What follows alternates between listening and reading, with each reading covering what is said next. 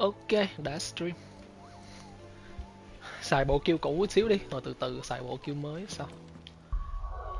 Dù sao thì giờ anh cũng chưa có hiểu rõ skill mới của Odin cho lắm. Skill mới của Odin anh chém tắt lên Zantetsuken thôi. Sickle đi chạy từ bên nào ta? Chạy từ trên đây xuống à? Khúc nào của The Sickle vậy ta? Khúc bên khúc bên này của The Sickle.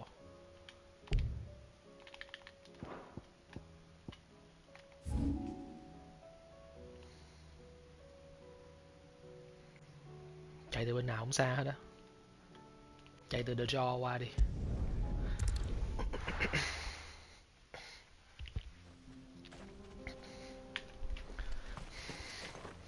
Thì nếu mà Aki có vô coi á, thì em có thể coi cái bộ skill của anh nè. Em đang làm gì? Có rảnh thì vô thôi. Vô chứ. Tại vì hôm bữa điểm của anh chỉ đủ nâng mới nhiêu đây thôi. Đợt có cơ hội nâng điểm đi đi farm điểm mà anh không có đi cho nên là giờ anh hơi ít. Cũng phải farm điểm thôi. Tới lúc qua lu anh farm được nhiều điểm mà. Qua lu ra farm nhiều điểm. Cái đợt mà trước khi qua World đó, bên cái mà Free City of Canvas gì đó đó. Canva. Ừ, bên đó là em cứ đi 3-7 quái là được 1.000 điểm, 3-7 quái là được 1.000 điểm. Ồ, anh để cái điện thoại của anh dưới nhà để anh xuống anh lấy cái đã.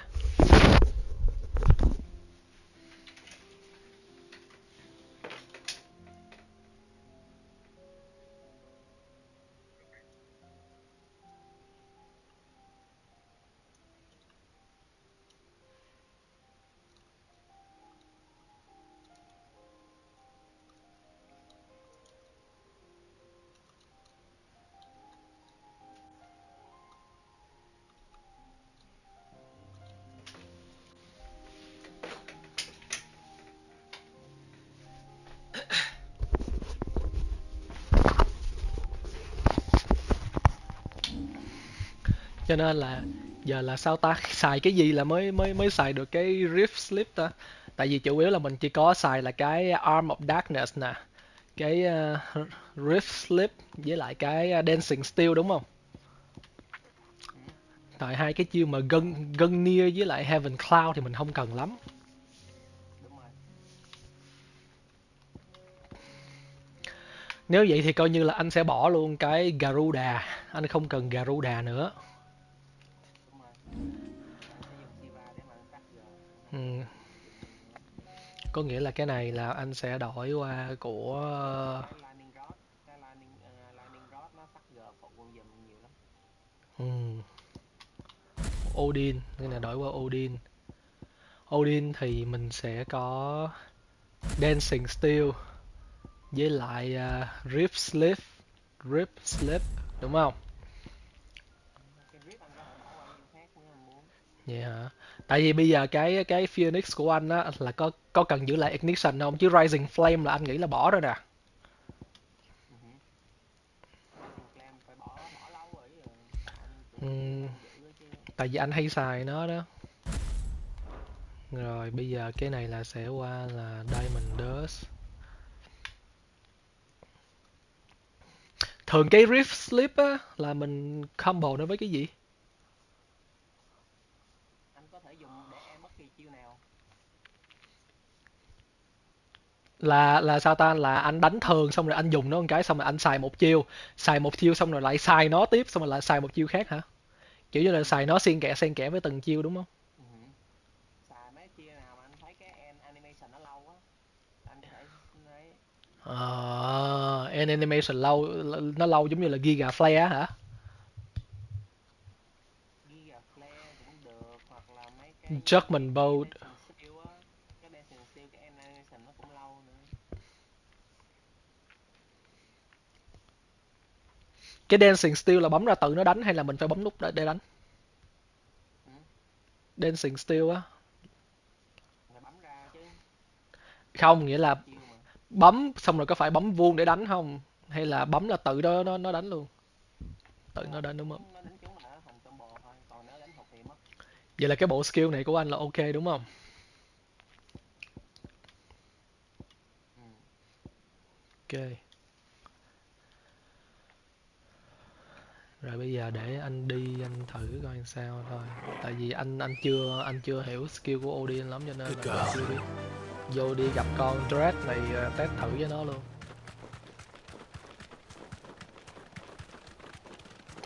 Hôm nay là có khoảng 5-6 con hình tiền thường với lại 2 con cấp S.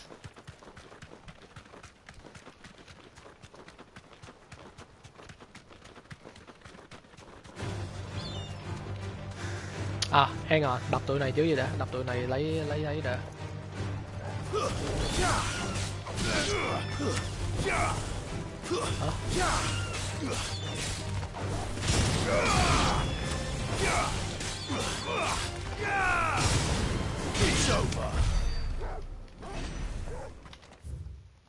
Vừa đi vừa đánh vừa kiếm cái điểm của cây nộ lên.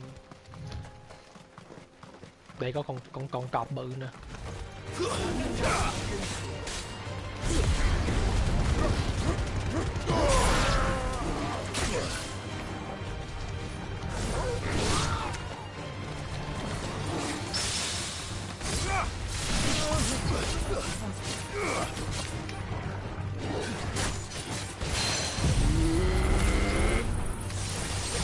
Anh xài thử chiêu này coi nó ra làm sao thôi.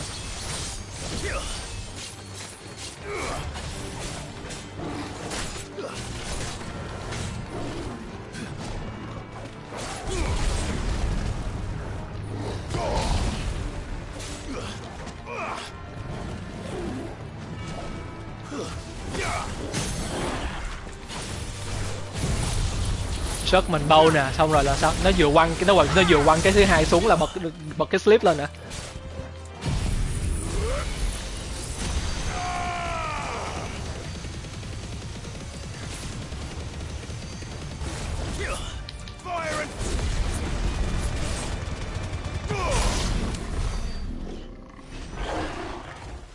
Vậy là cái công dụng của cái slip thật sự là cái gì ta? Để đọc lại cái nào. Sao anh vẫn đéo hiểu rõ lắm.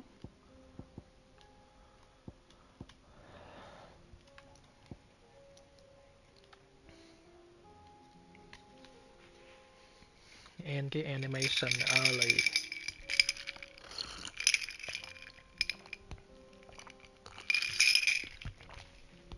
Mà nó còn làm chậm đối phương nữa hay sao vậy?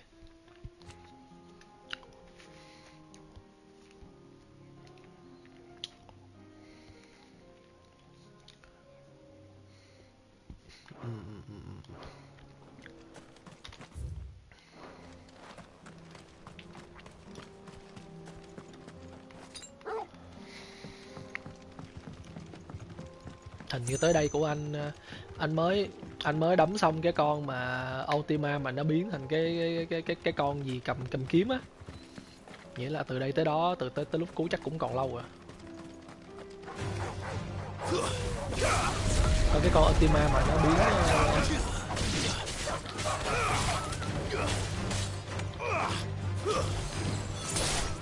cái con Ultima lúc mà nó lôi mình vô mộng cảnh đó.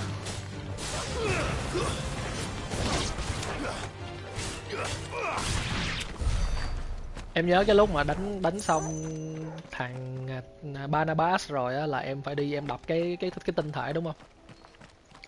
Thì cái lúc mà trước khi mà em đập cái tinh thể là con Ultima nó lôi đầu em vô một cái giống như là cái thế giới khác vậy đó, cái thế giới mà xong ở giữa hai thế giới á.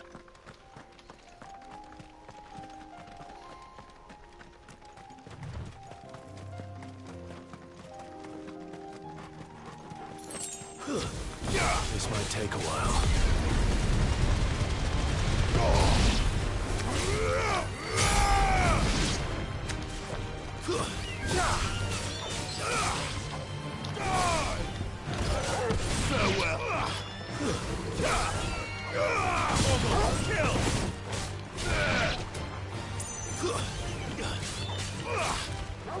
Chưa, anh mới tới đây xong rồi nó kêu về nói chuyện với lại thằng Joshua thôi, chưa thấy nhiệm vụ phụ nhưng mà thấy một đống hình tiền board.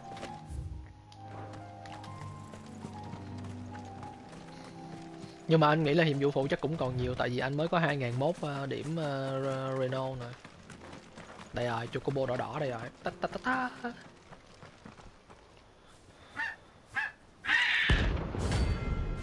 Ôi nó răng A luôn hả, ghê vậy?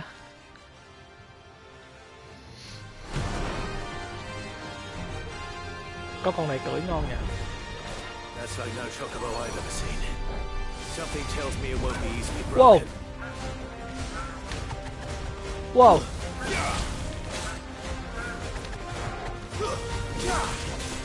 Too slow. Ủa, nó không có cái thanh ấy luôn kìa. Nó không có cái thanh Stagger luôn. Let's try.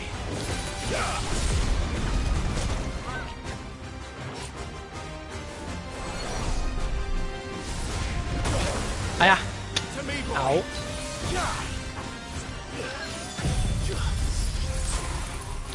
Bahamas.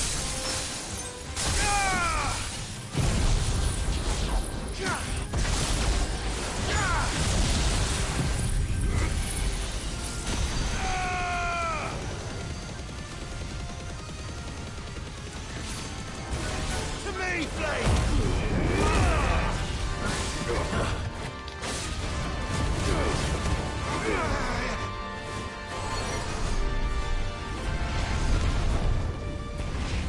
Let's try.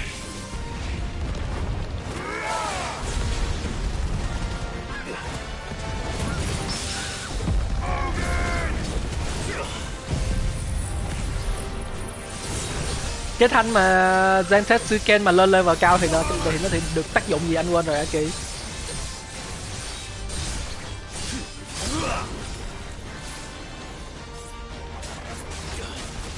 Xài cái gì thì nó mất cái thanh đó.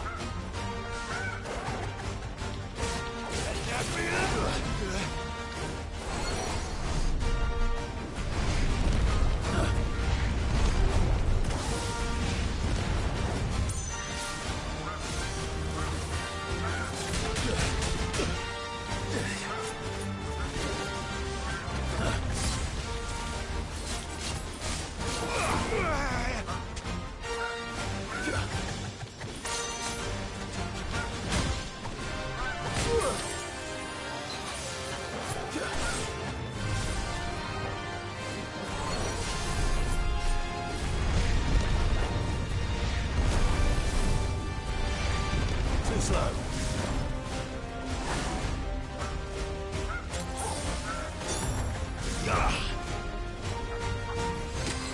Á. Á.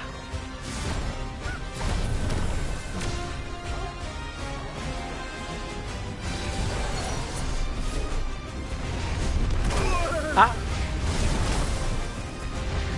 Let's try. Không nhưng mà There's a good boy.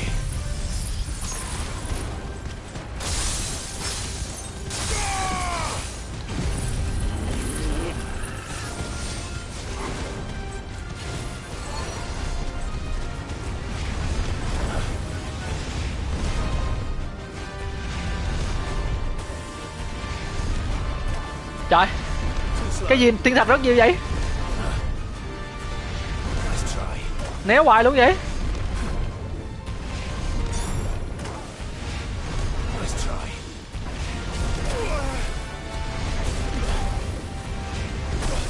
Ơi.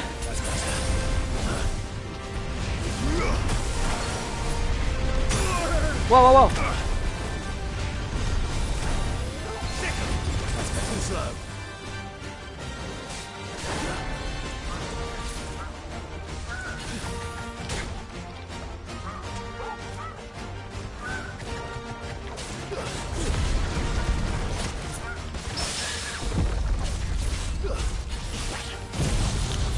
Đau thiệt luôn á.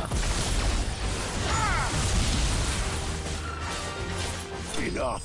Giết được rồi nhưng mà mất tới mấy bình máu phải lậu.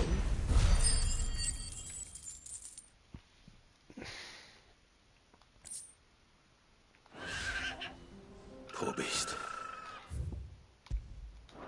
There was nothing I could do. Rồi, đã xong con Dread Comet rồi.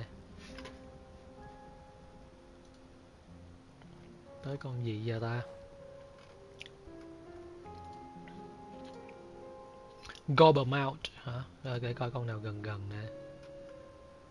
The Edge of Infinity. Acne. Acne. The Edge of Infinity. Nó là ở đâu vậy ta?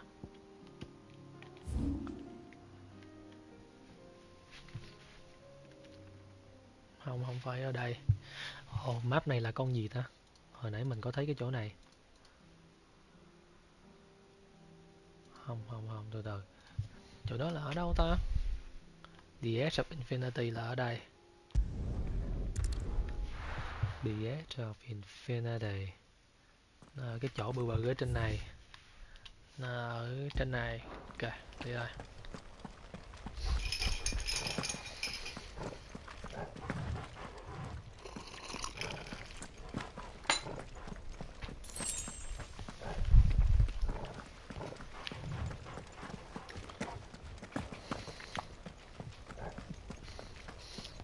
Không biết đánh xong mấy con này là chế được kiếm cuối chưa ta?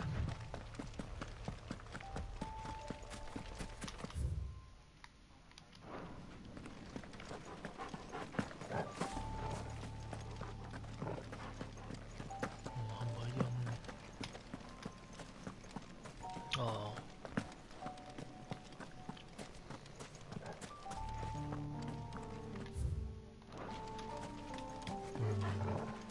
Under Management 2 hình như làm rồi mà ta. Wait, hang on. Let's see. Back to the Origin là chưa làm nhiệm vụ Back to the Origin thôi. Tới rồi. Tới giai đoạn đó rồi.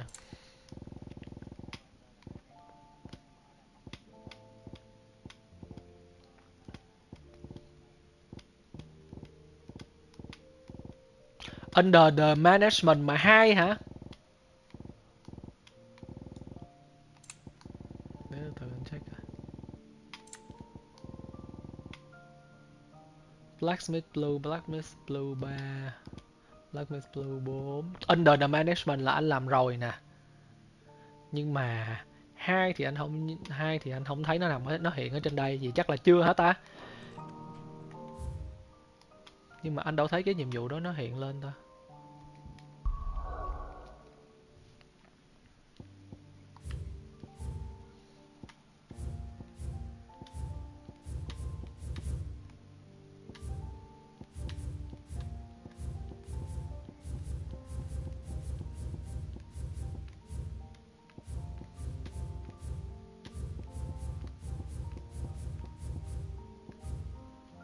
Thôi cứ đi phơ xong mấy con này đi rồi tính.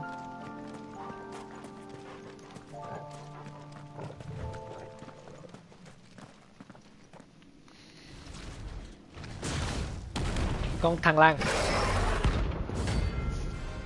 nó cũng rang A đó. Đánh ẩu ẩu là thấy mẹ với nó quá.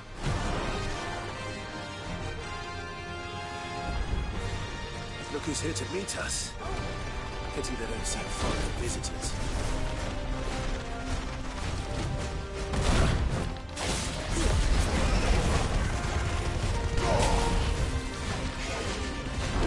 À,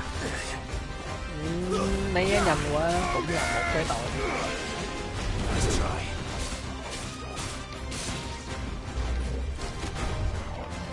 Let's try.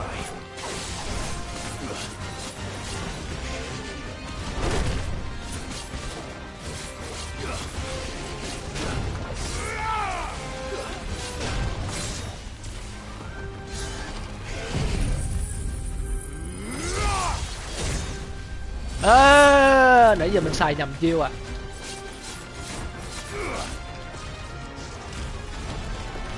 Let's try.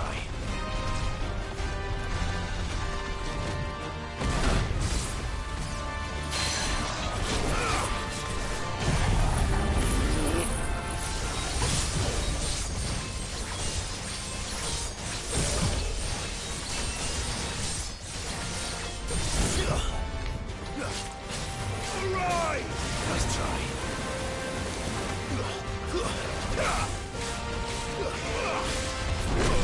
À, Help me, boy. Well done, Tom. Too slow. Hả?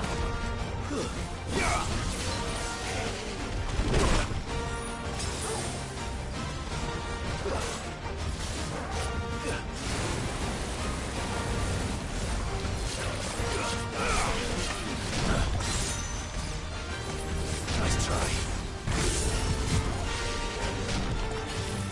Too slow.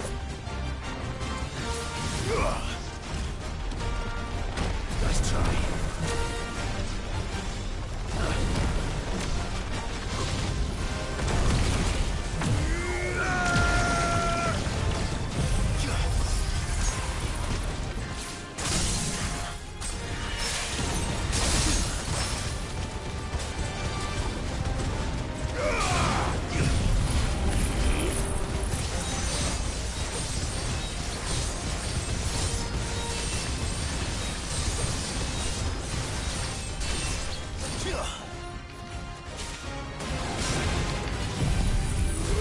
Mình chưa hiểu cái siêu này lắm, mình xài kỳ quá.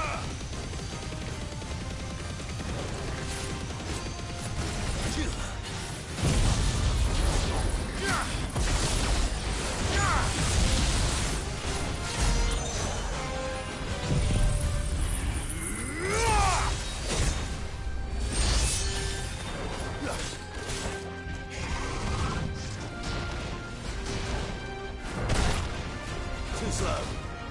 Nice try.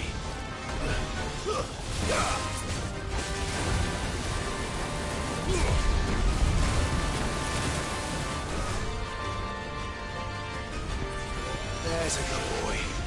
Nice try. Too slow. Nice try.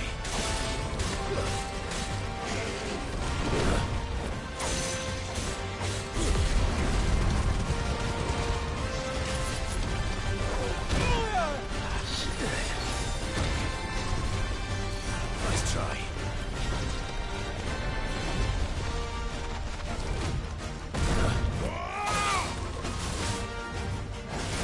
Too slow.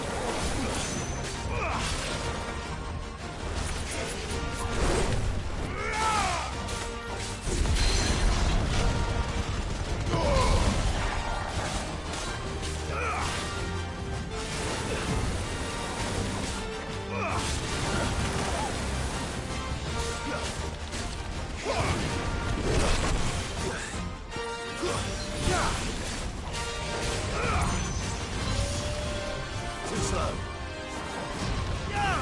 Nice try.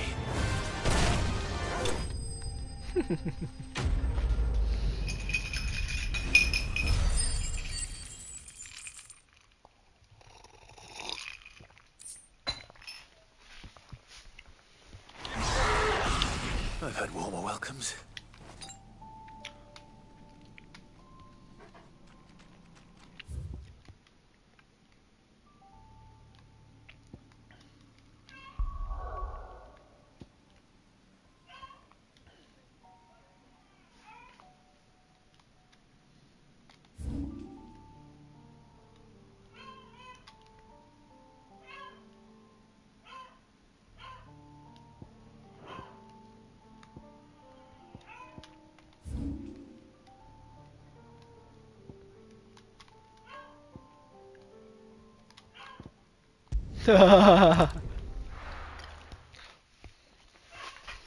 Rồi xong, Agni đã xong.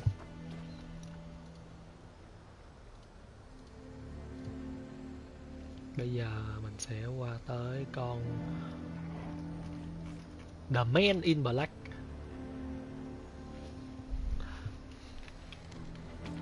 Cái con bán đồ này nằm đâu vậy? Do you see anything you like? Em mua được hết mấy bài nhạc chưa? Heaven's Cloud có Racing. Oh yeah. Anh thì hơi lười cái vụ New Game Plus. I do like a customer who knows what he wants.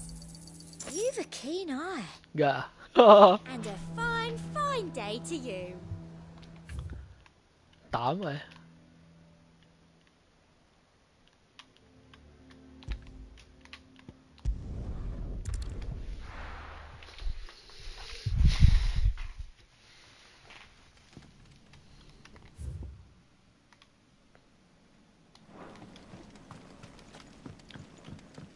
cái đường mà đi xuống cái chỗ này là cái đường hầm nào á Kỳ?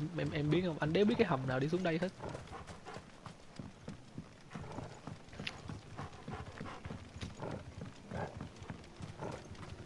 Chui vô cái nhà thờ hả? Nghĩa là cái đường này nó không phải nằm ở đây đúng không? Mà cái mấy cái nào là cái nhà thờ vậy trời? Chỗ này nó hoàn toàn đổ nát quá. Đây là cái nhà thờ chăng? Phải đây là cái nhà thờ không?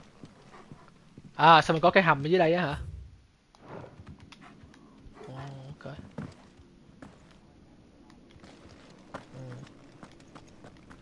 Ok, nó có cái hầm.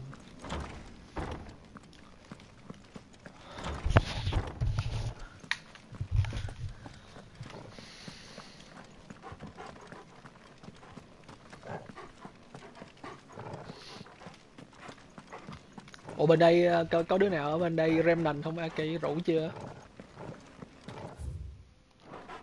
Rủ thử đi, ngày 25.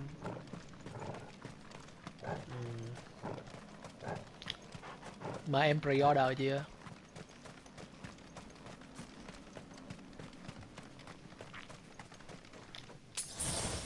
I needed that.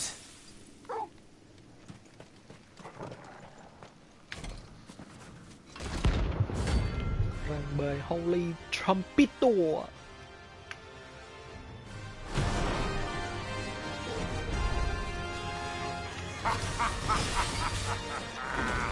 Bring out the bearers! Let À. me and my mortar purge them of their sin! You'll regret doing my mother's bidding.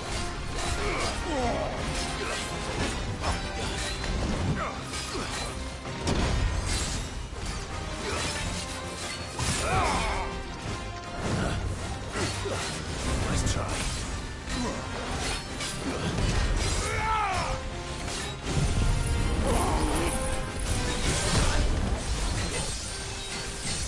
Trời, cái gì vậy trời?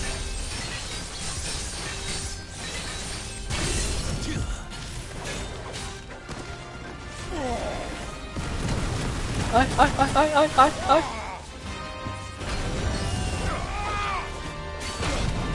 Ơi.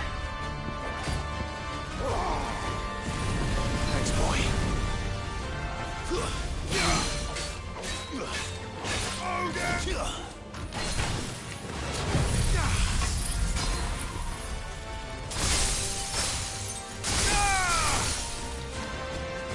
Ô, con này cái ấy của nó.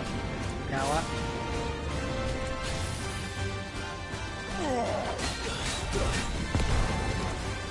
Hold still! You're not leaving. Ready?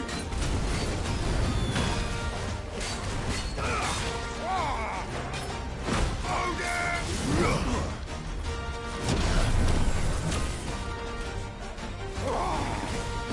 Too slow.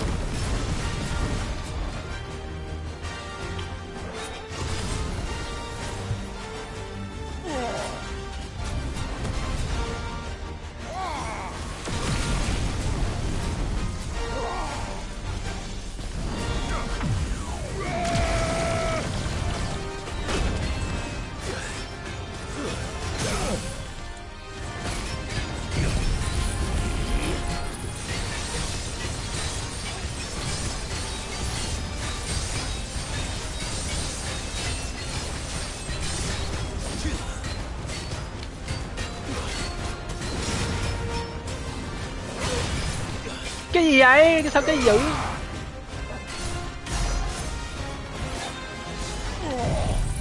Bực quá ta.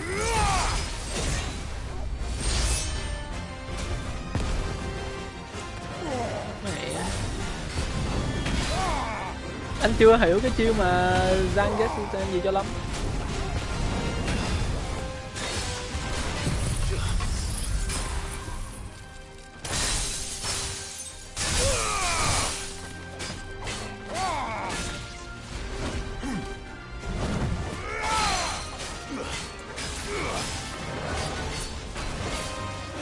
This will show you.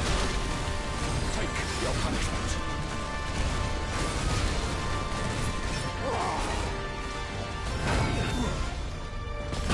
Ê à, để đã một hai nhát rồi. Nice try.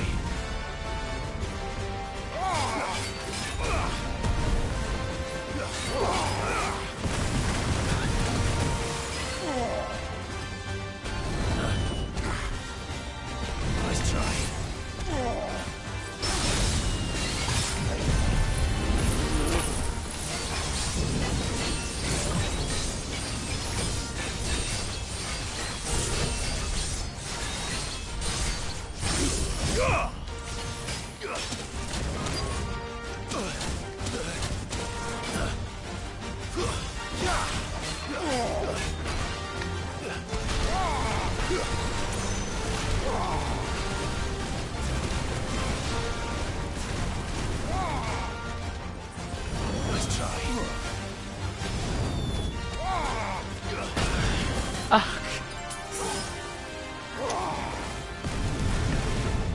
Nice try.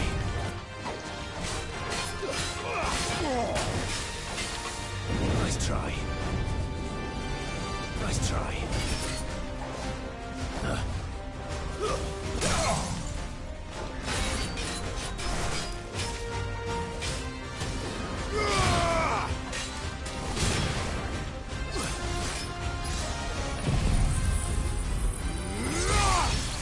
To me, Blade!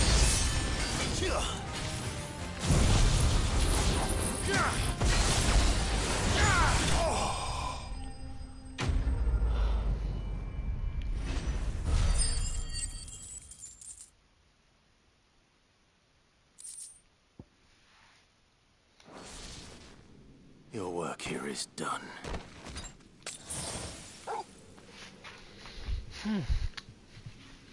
con này xong. Rồi bây giờ tới con gì đây? Con nào gần gần xíu đi.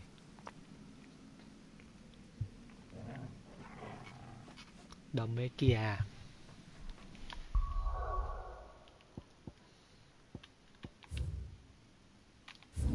Đồng mê kia ở chỗ này thì đi ở Krakow qua.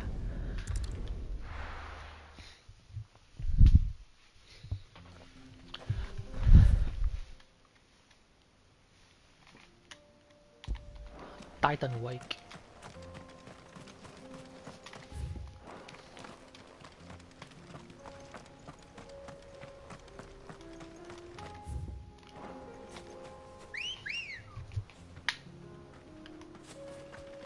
Good girl.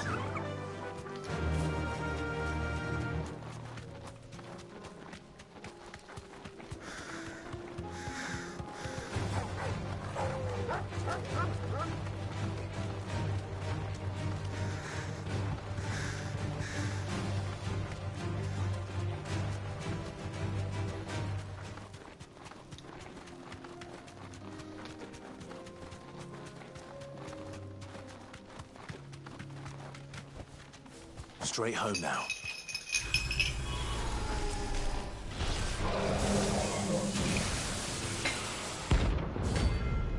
Thanatos. Căng đó. Con này hôm bữa nhớ chiêu của nó hơi khó nén chút. Another of your friends, Ultima. If it's me you want, I'm right Con here. Thanatos, con Thanatos. À, Thanatos. Cái gì vậy? Bấm né không được luôn kìa. Vừa phải thôi.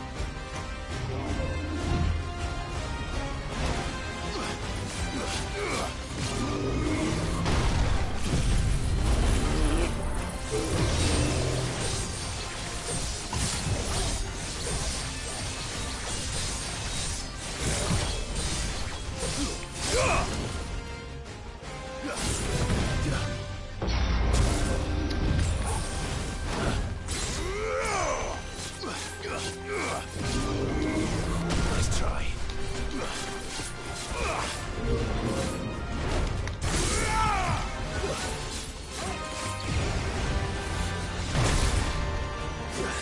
That's better.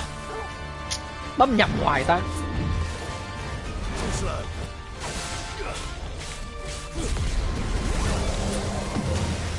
Ok, ủa sao vậy? Nice try. Rồi em đây nói chuyện dài cỡ rồi.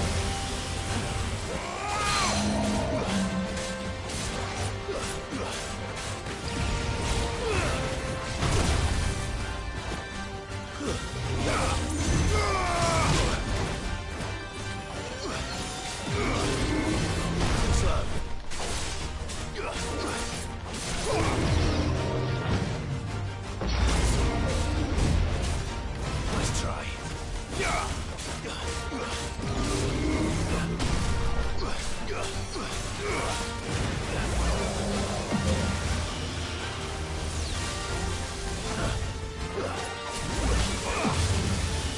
Let's try.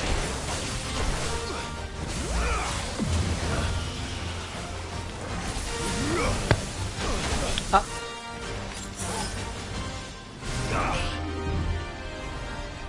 Let's try.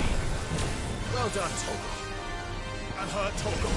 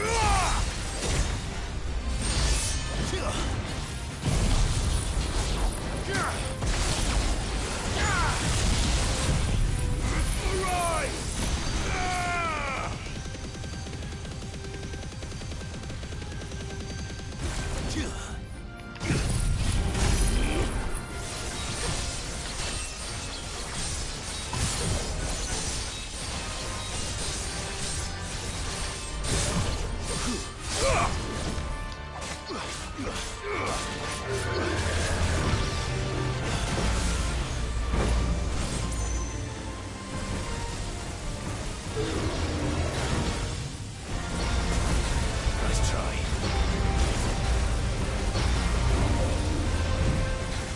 Too slow.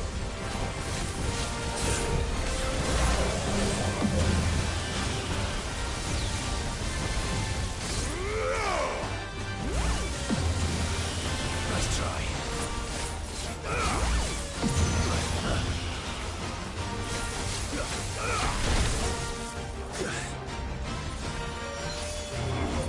Toggle, kill!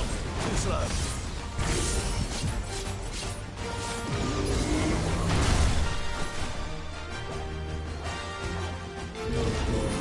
Let's try.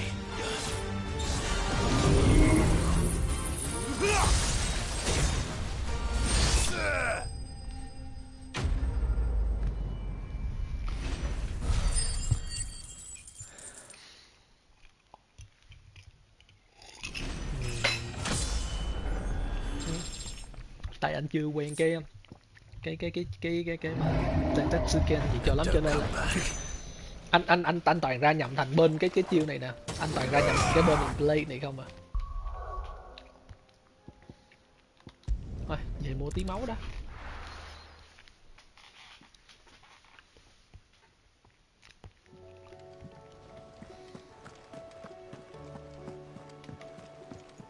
Tí hồi gặp hai con cấp cấp cấp A kia, cấp S kia nó mới khó thôi chứ. Chứ mấy này giờ mấy con cấp A nếu như mà đánh theo cái kiểu bình thường anh đánh á, thì vẫn đánh được, nhưng mà đánh combo nó dở quá quá đầu. It'd better all be here. You'll not find a better price than that. Ai. Con Usher này xong thì sẽ tới con Gobermount ở bên này list.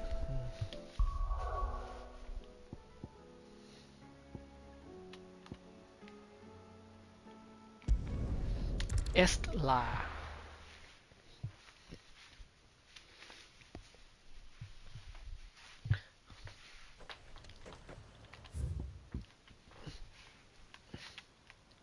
Hình như nó là ở đây. Cái ngôi làng này hôm bữa anh có vô thử.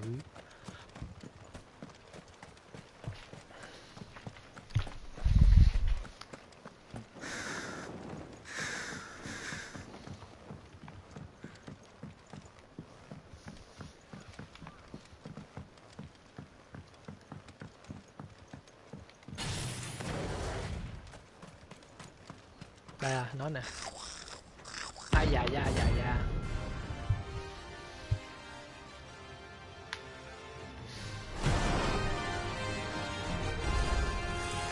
Goblin in ash. How the hell did it cross the strait?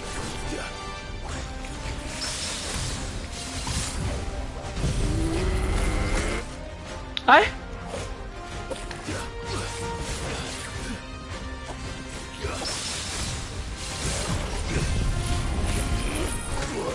Vãi lầu. To me, boy.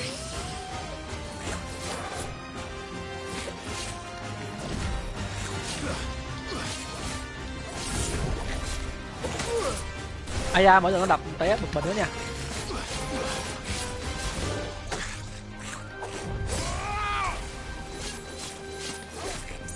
Nice try.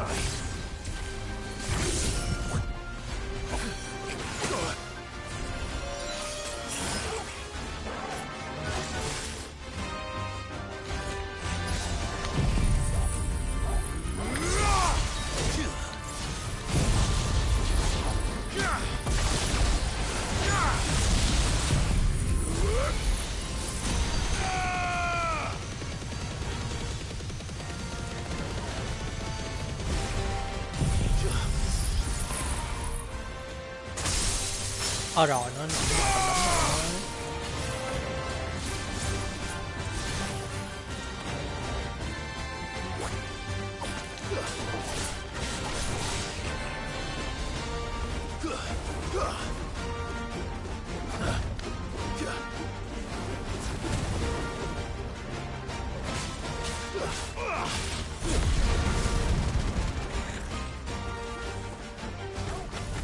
Wow wow wow wow wow wow.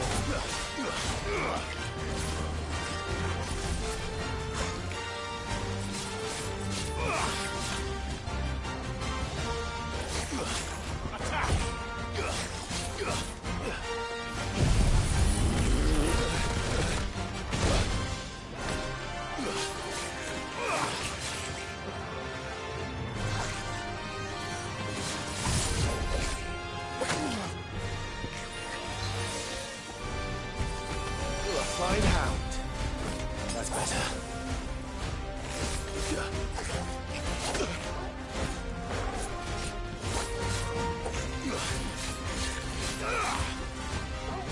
Nice try.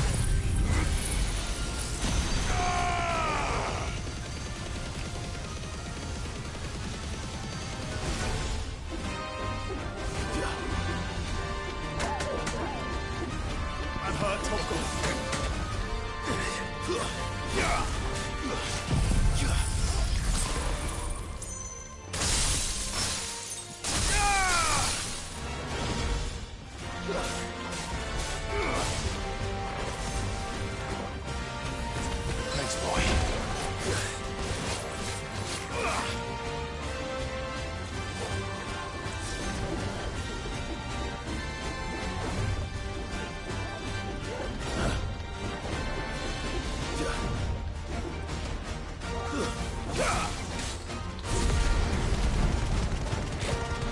Nice try.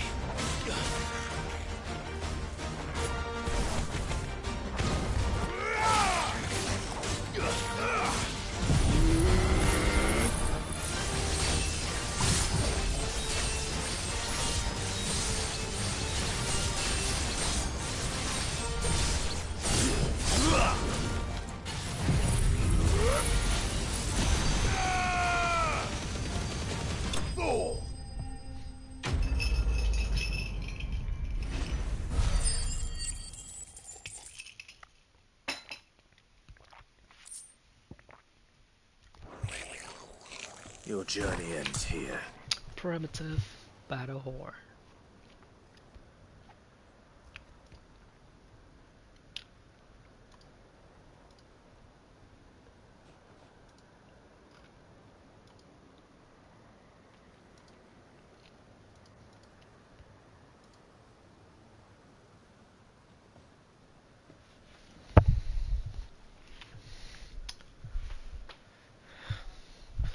Xong con Gobbermount. Bây giờ qua tới con Blood Moon. Blood Moon là ở khu này. Má đi bộ xa thế.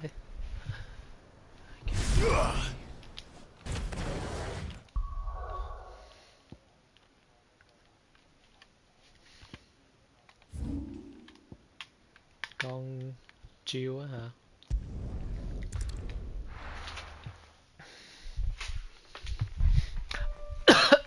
Under New Management 1 là anh làm rồi á, chỉ có cái em nói là cái 2 á là anh chưa có thấy rồi. Good girl. Vậy thì để xong anh phải về đó, tại vì anh thấy ở nhà đâu có nhiệm vụ phụ nào đâu.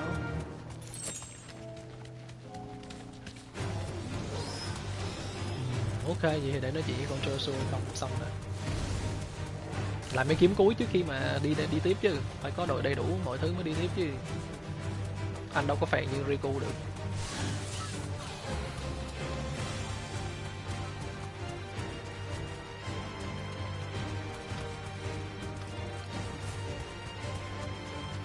Anh là cứ làm full hết đã rồi mới đi, tại vì để bây giờ anh đập xong hết cái dàn mà.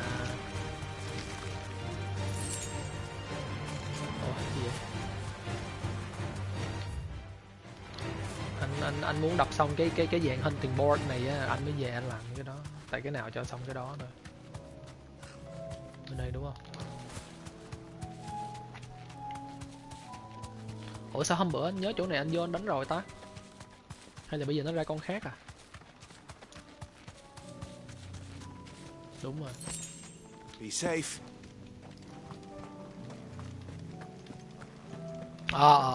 Con này. Vừa vô đây là con bom. Bây giờ là con Blood Moon. Con này hôm bữa cốt truyện mình cũng quýnh lần nè. Terminus. Không biết chiêu nó có khác hay không. Looks like the workers Oh, have wow, có khác đó. only one thing for it.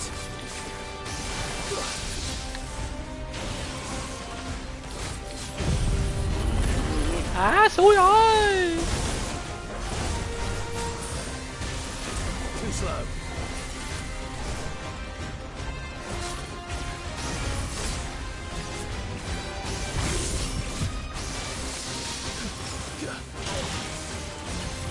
Đủ 5 cái đó là để là được rồi.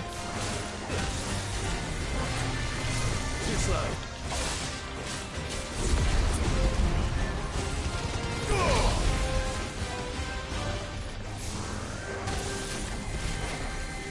Ê, anh chưa hiểu combo đó lắm.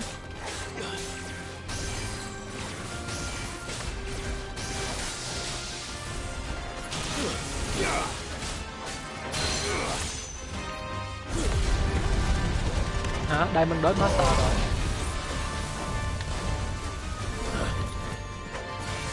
Nice try.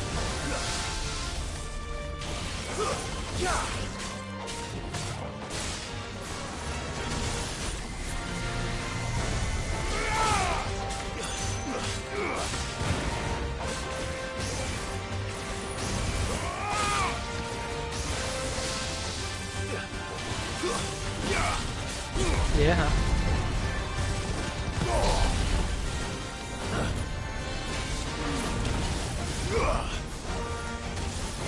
Anh không có lightning rod. Anh có thunderbolt thôi, anh không có xài lightning rod. Too slow. Nice try.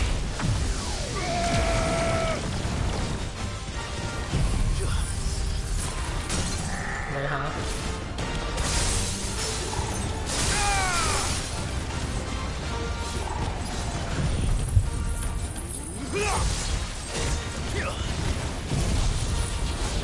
Nhưng mà cái này đâu có còn ship đâu có quay kịp đâu. Ủa nó chết rồi.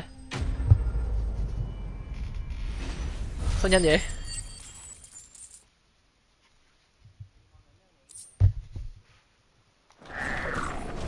Sweet dreams.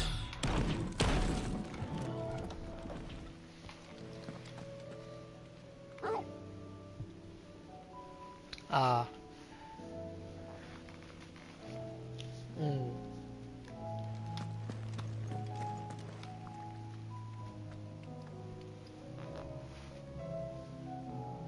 Đặt cái rod xuống rồi mới ship được lần nữa hả? Vậy là bây giờ từ từ.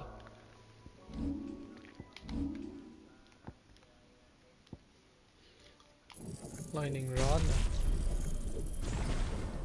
Nếu vậy là bây giờ bỏ cái này đi đúng không? Bỏ Ignition đi. Max cái rod lên. Master rồi. Master rồi.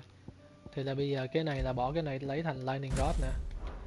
Nếu vậy thì bây giờ anh Lightning Rod để chung với cái ship hả? Ok. Vậy cái này Lightning Rod. Vậy thì cái này sẽ là cái gì của cái khoan. Từ từ.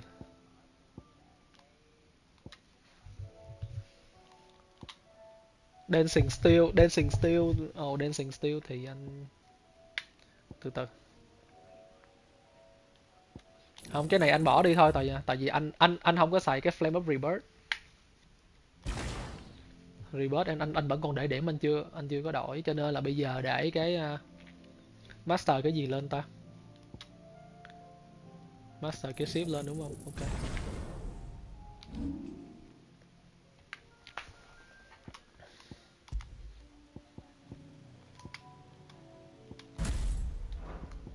Oh no, ship thì để tam giác, cái này là Lightning Rod này đi. Rồi cái ship thì để tam giác, tại vì để dễ hơn. Ở dưới đây thì là để cái Dancing Steel với lại cái gì? Diamond Dust hả?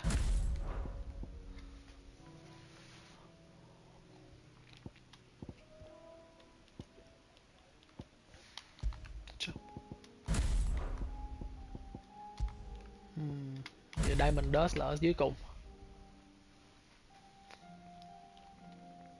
Ngoài vậy giờ mấy cái dây chuyền này thì lấy gì? Giờ lấy Dancing Steel à? Dancing Steel 25%.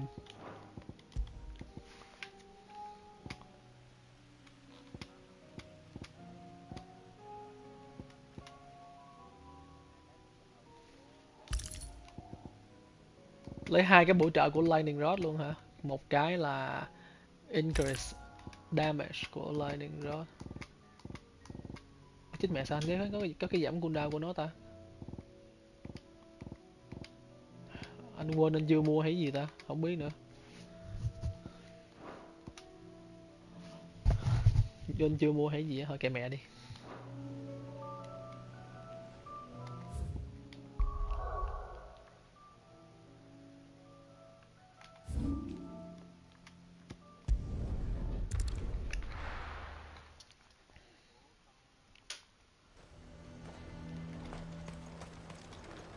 What can I do for you?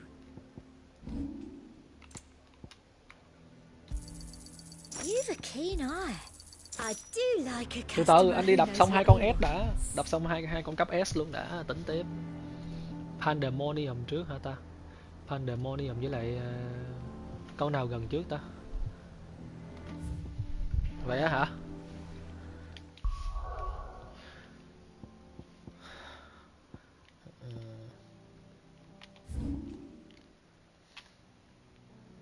Fear of Corava hả ta? Không phải, cái gì Desert ở trên đây nè, Valkyrie Desert ở trên đây nè. Thì cung lắm anh mất vài sen thôi, chữ nào chẳng qua.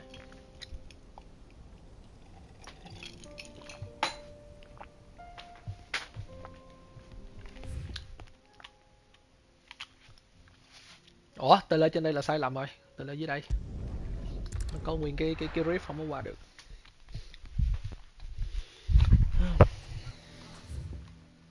Nó ghi là đâu đó ở đây. Why the hell would Victor take the bear?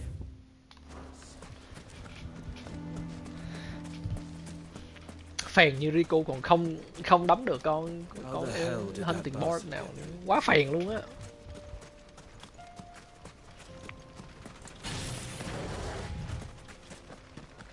Rồi em đừng biện hộ nữa, kiểu quéo nào mà em lại không đấm được bất kỳ một con nào hết vậy.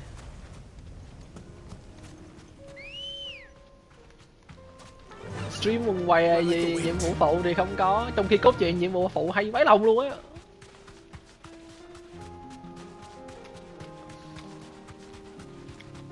Chứ em không biết em có coi cốt truyện của nhiệm vụ phụ không, rất là hay luôn á.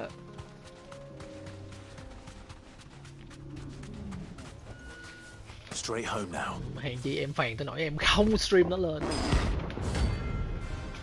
Gojimera. Nè, em được solo con này bao giờ chưa? Làm gì được.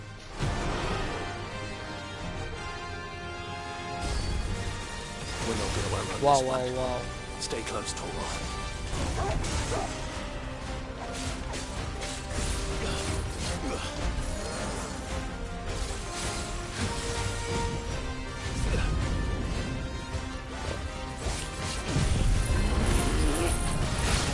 Ai à. Too slow.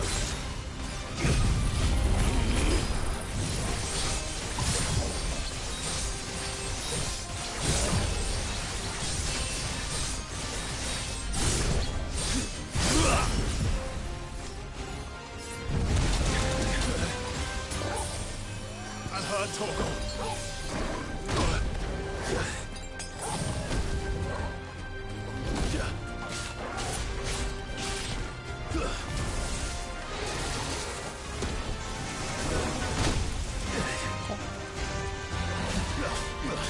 Nice try.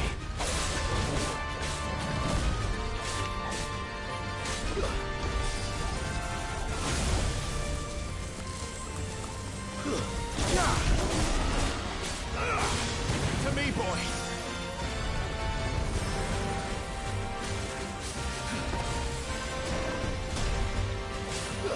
There's a good boy.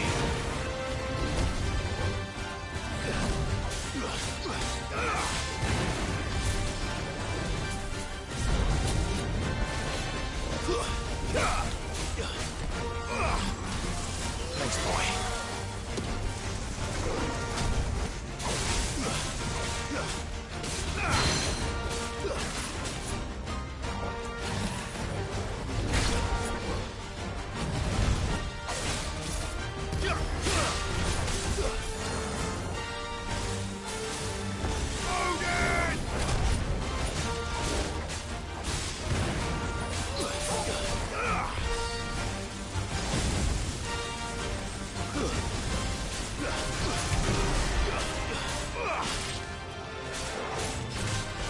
To me, boy.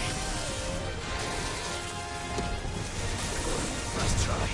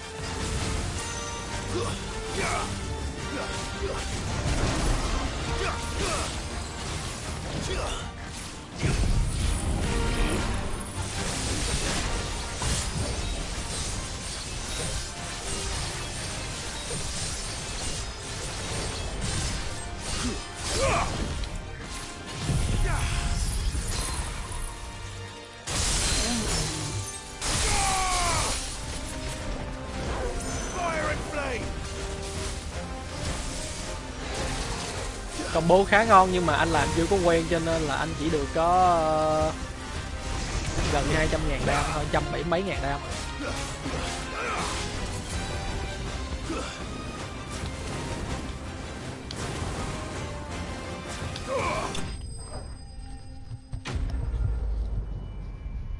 Anh combo được 2 lần trên Tekken nhưng mà có điều là anh quên anh không bật cái nộ giống em.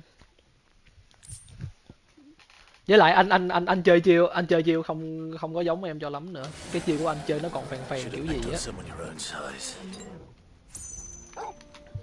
Rồi, xong con này. Nhưng mà một combo cái con này gần chết luôn mà, khá ngon.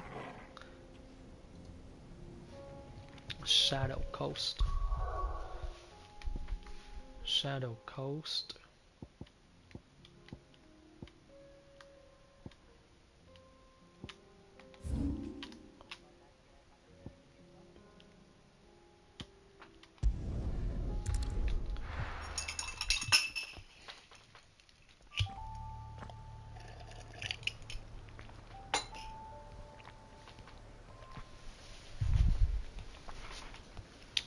Cây kiếm 700 đam á.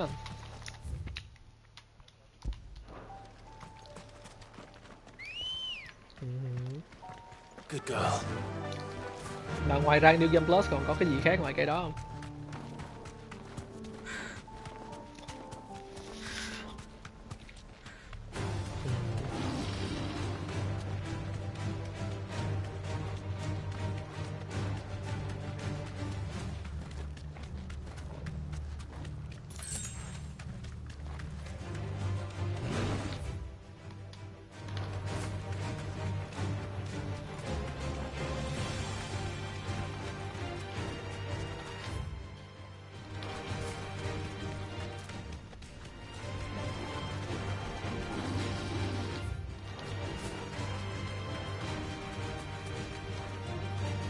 Con vừa rồi khá dễ đánh, không biết con này có dễ đánh hay không thôi.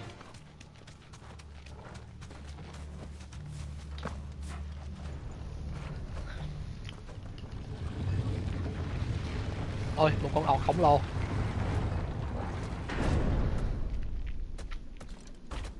Rồi. Má không skip chứ làm gì, nhiệm vụ phụ thì bỏ mẹ luôn.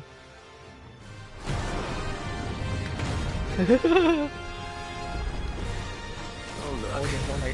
Rồi. He's the king of the castle. Too slow.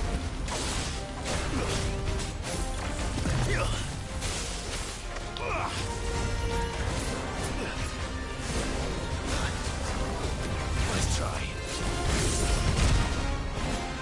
Guess we're all ready.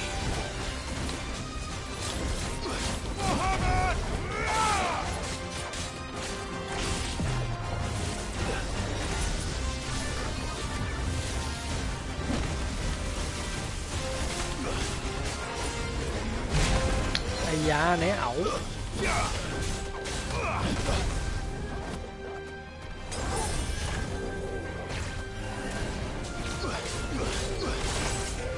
Nice try.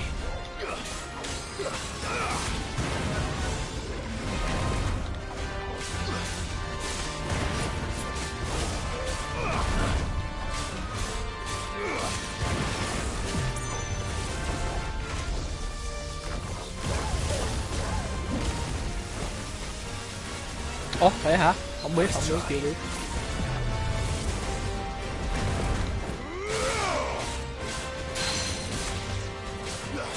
Thanks, boy.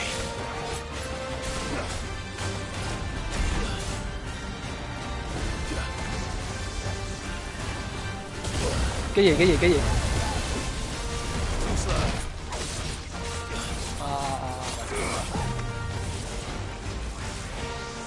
Nice try.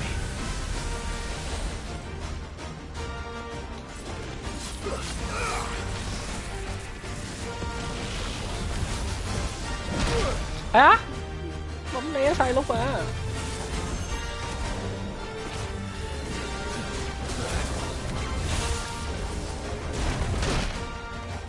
Né ẩu quá nha. Fuck. Nice try.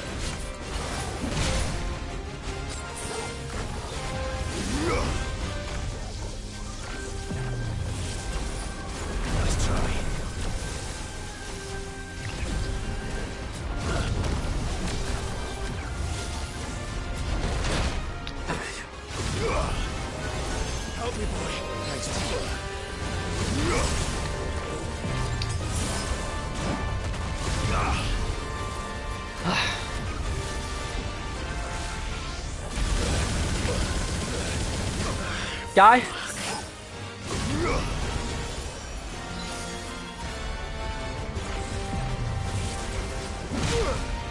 cái lúc mà này, cái lúc mà mình bấm né nó không né liền được cái quả này là sao men?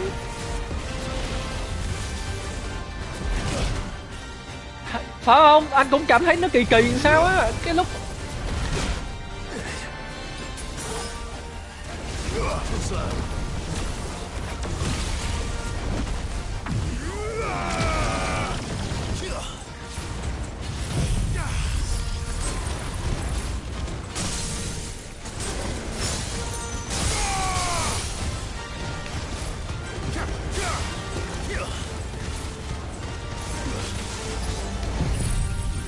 combo sai rồi.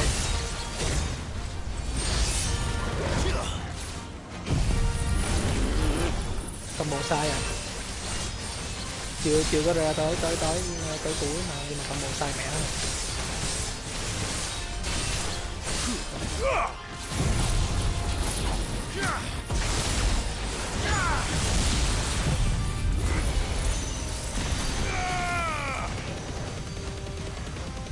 Không chết nổi con, không được như máu nữa. Không có 150 mấy. Cái lúc mà đánh sậu quá mất hết máu luôn đó.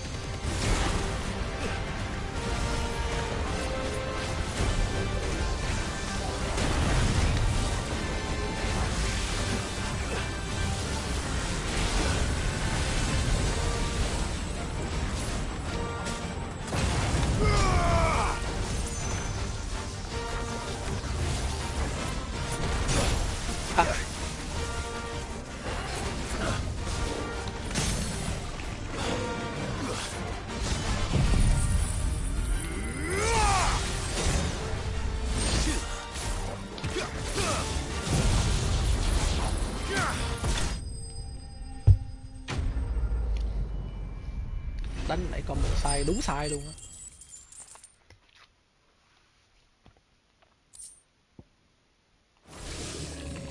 Your reign is at an end.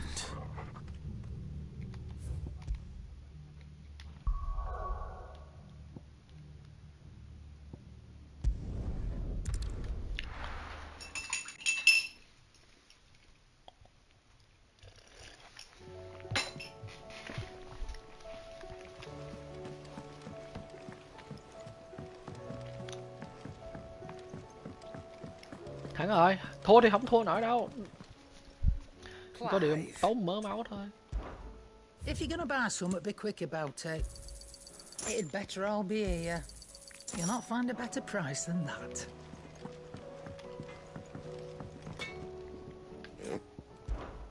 So, what'll it be?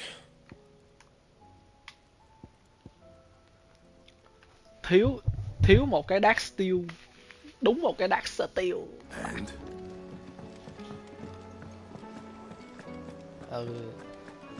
Để nói chuyện với lại chó sủa đã.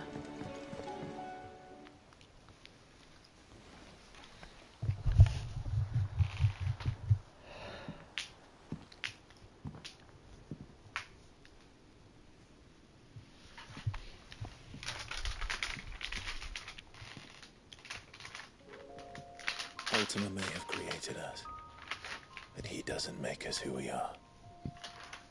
Only we can do that.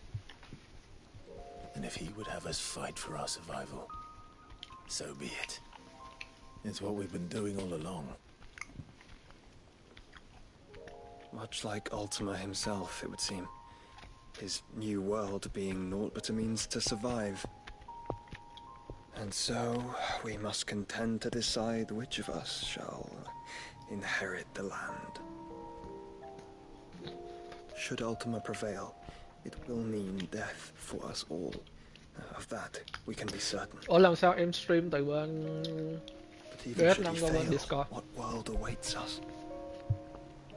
Thôi giật mẹ đi. Withered, godless place, where our newfound freedom will most like prove a chain in Dạo này itself. nghèo lắm. Well, that may be. But a chain can Bao giờ always be trong tài khoản broken. mới lên được 100.000 trời.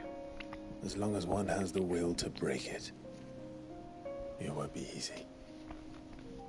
It may take generations, centuries of suffering. And that is if everyone plays their part. But it will happen. And when it does, it will be on our terms. Mà em nói bắt đầu từ đây là That is the còn world that một đống nhiệm vụ awaits phụ us. nữa hả? Còn nhiều lắm hả? Indeed. Thôi địt mẹ hiểu What rồi. better world could one wish for?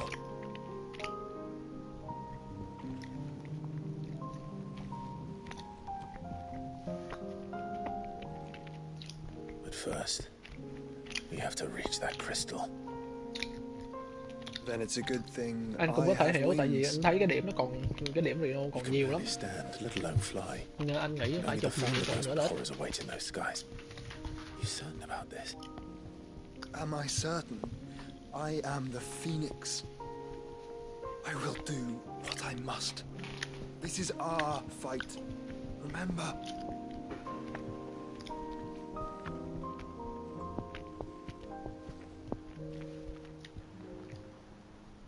All right. I yield. But only what you must, yes? I'm still your swan shield. That you are. And what of my wings? Lest you forget, you go to stand against a god. I would not have you succumb to fatigue before the fight begins. Ifrit, your brother mentioned that some few of the dominants who had lost their power to you were still able to prime. Is that true? It Cu nó is. phèn lắm, nó biết quéo gì đâu. But their icons no longer submitted to their will.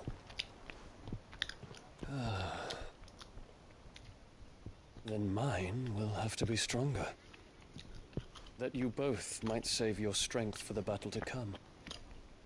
You don't have to do this. If you do, there's a chance you might lose all you have left. And what have I but regret?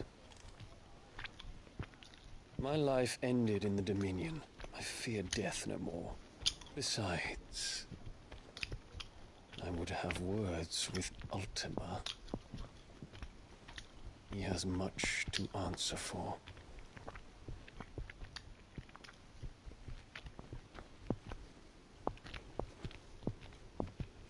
We are in your debt, Dion.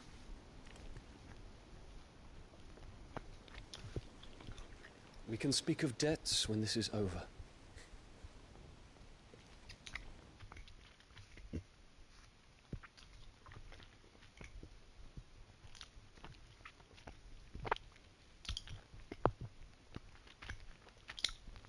speaks like a man who knows he's not coming back. And has come to terms with that. That doesn't mean that we have to, does it, Clive? Time to talk to Jill. Giờ I đi only lên nói hope she chuyện với Jill. understands. Jill nó ở đâu vậy?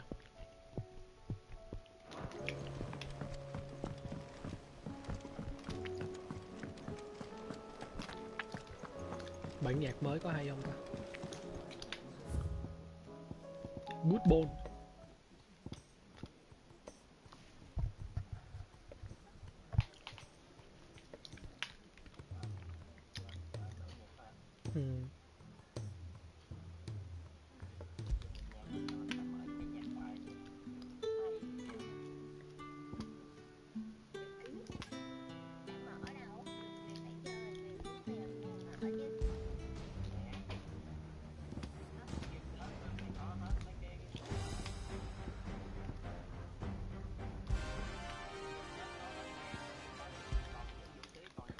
Rồi.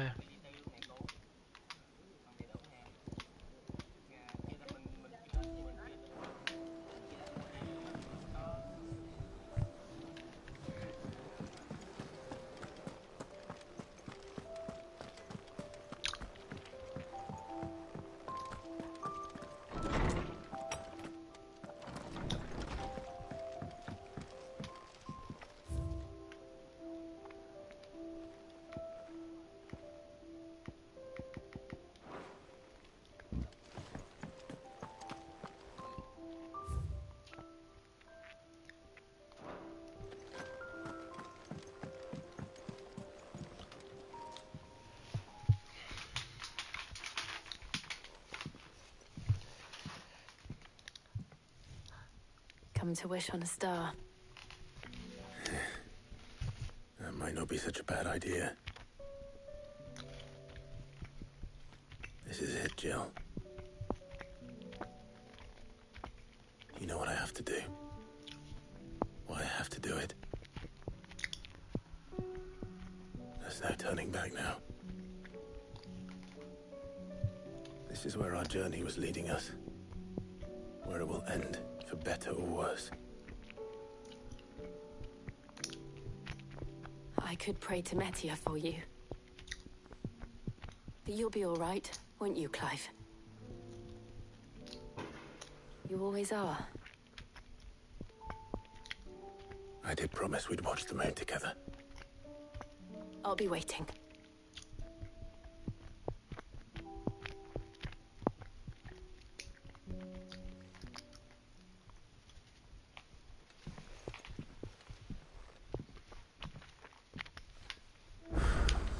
Rồi sau một đống nhiệm vụ đã hiện lên. Trời ơi, trên cái chỗ này thôi mà nhiệm vụ kìa.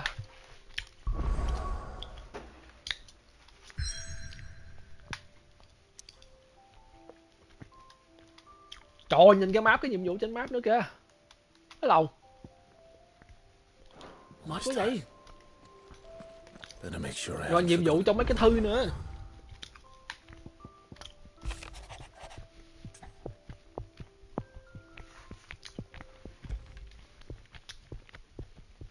Something tells me this is no mere adventure story. Chắc phải mất gần cả 3 tiếng đồng hồ để làm á.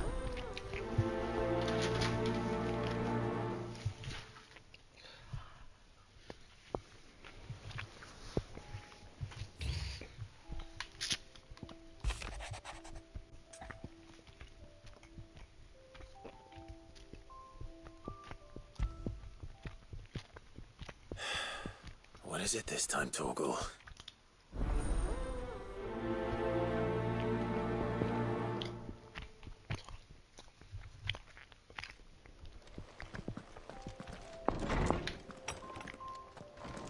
Trời, nhìn nhiệm vụ hộ không muốn làm luôn á.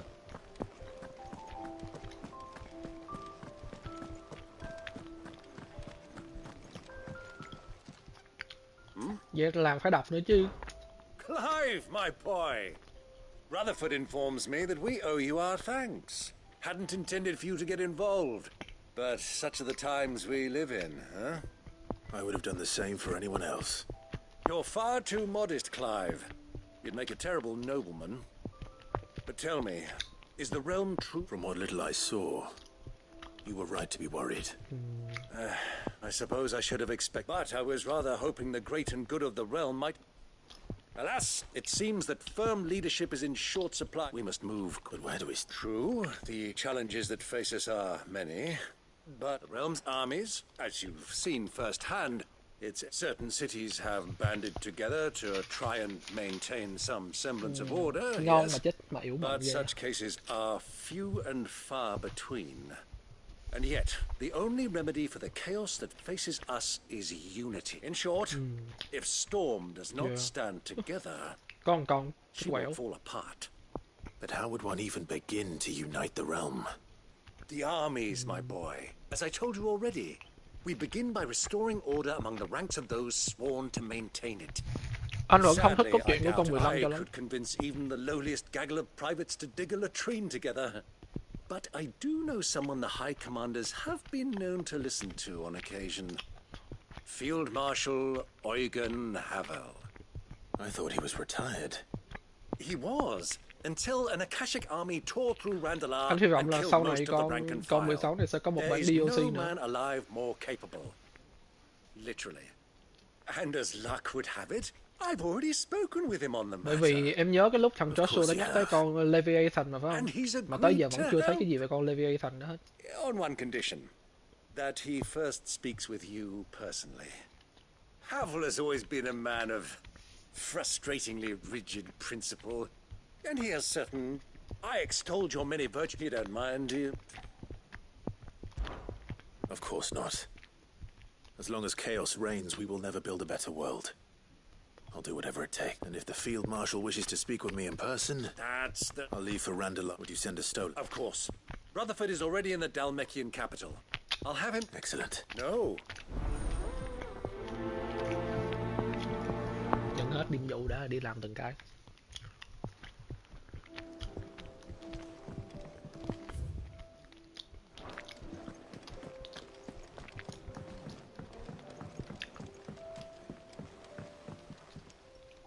Ah, Clive. Joshua, what's wrong?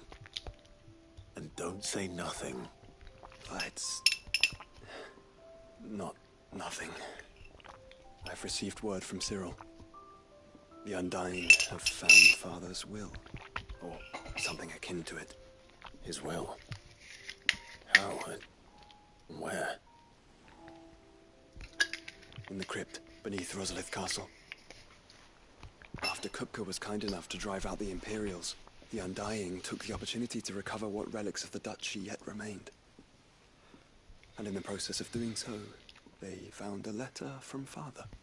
I'm surprised anything survived down there. Cyril asked that I join him in Tabor at my convenience. I have been meaning to go, but... would you join me?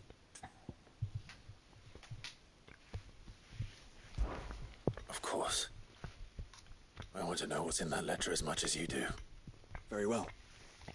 I am ready to leave when you are.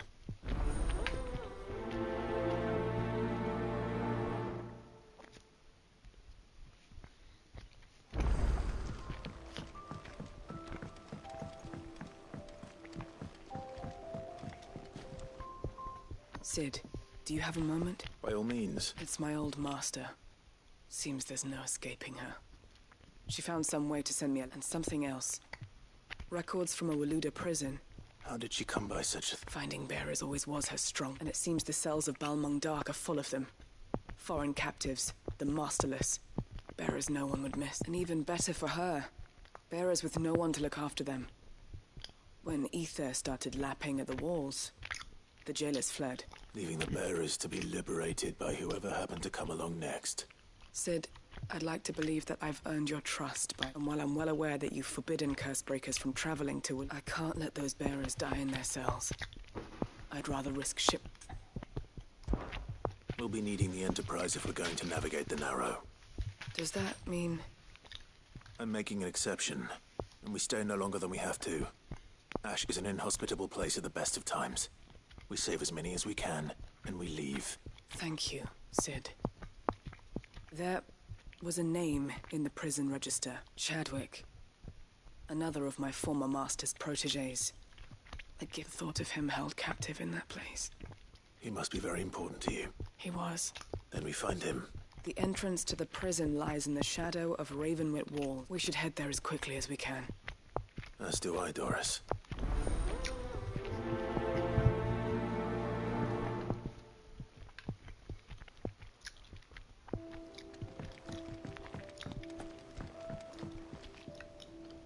Sid, I was wondering if you... It depends what we... A bearer, but recently freed from his bonds, is keen to join the... As you know, the work we do is not easy, which is why we test every volunteer's suitability. I was hoping you could oversee this one. I don't mind, but... Because he wants to be a... Our ranks are filled with men and women capable of breaking chains and putting slavers to the sword. But scouting, we're few with the nose for that, which is why we still rely so heavily on Gav. And since he accompanies you on so many of your missions, I thought you might be better placed to recognize the traits in him that we should look for in those who'd fill his boots. No, làm hết. Sounds reasonable. Anh muốn lấy cái quà So cuối you're happy cùng. to oversee the boys' test then? Mặc dù chỉ là một bài nhạc ha. One can never have too many scouts. Truer words, Sid. I'll let the initiate know that you'll be attending his trial, and that he is to proceed directly to Northreach in readiness. No time like the present, eh? No time like the present. I'll await you there.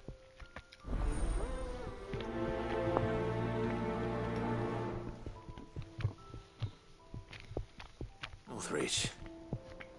I don't suppose they could have chosen somewhere closer.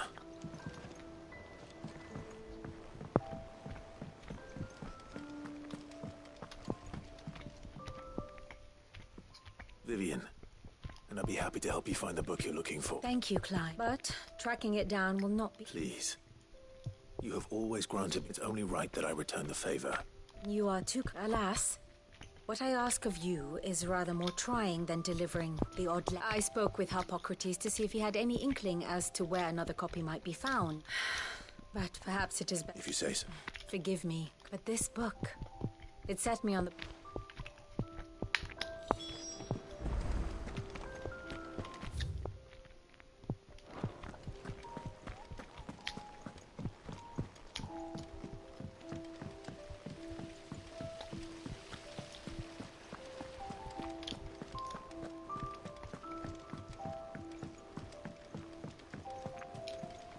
What do you think happened to Miss Middledore?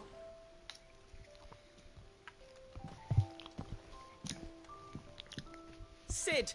With what? You didn't take apart another of Mid's contraptions, did you? No. Well, yes. But that's not what we want to talk to you about. It's Miss Middledore. She's been acting strange. Very strange. She's barely ever around. When she is, she acts like we aren't even there. Her head's in a crowd. In the clouds. That's what I said. In the clouds. Well, she does have a lot on her mind. When did you last see her? Not long ago. Right after she got back from saving you from Stonear. Then it's probably just about the Enterprise. It did take quite a battering on the way there and back. You didn't break it, did you, Sid? You really should be more careful around Miss Middeldore's inventions. Don't listen to her. Even if you did break the Enterprise, you could put it back together, couldn't you? But who's gonna put Miss Middledore back together? She seems really sad.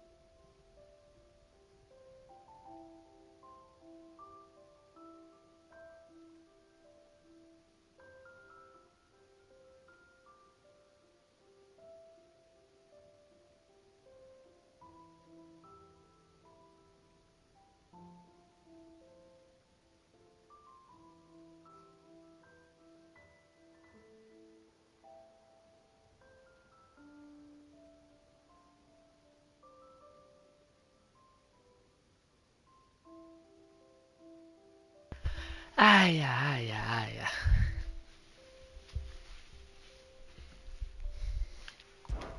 Why don't I go and see if I can shoot? You do that. You Scare him. Thanks for the...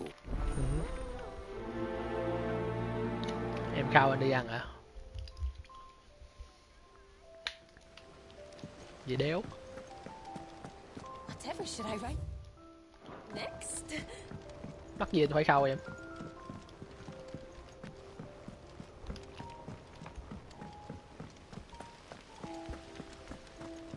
Éo. Éo.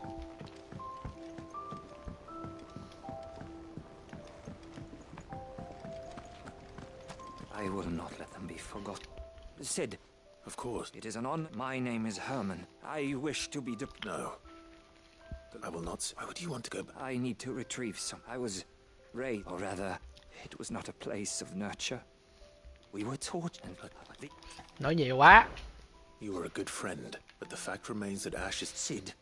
Please. Too dangerous. I'll go to... You... I won't let you risk... I don't... You can start by telling... The degree. All right. May them...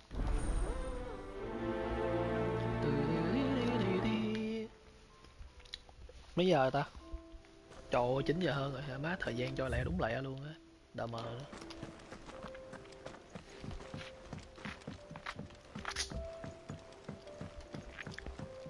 Má yêu biết năm nay mình có tiền về Việt Nam như thế nào nữa.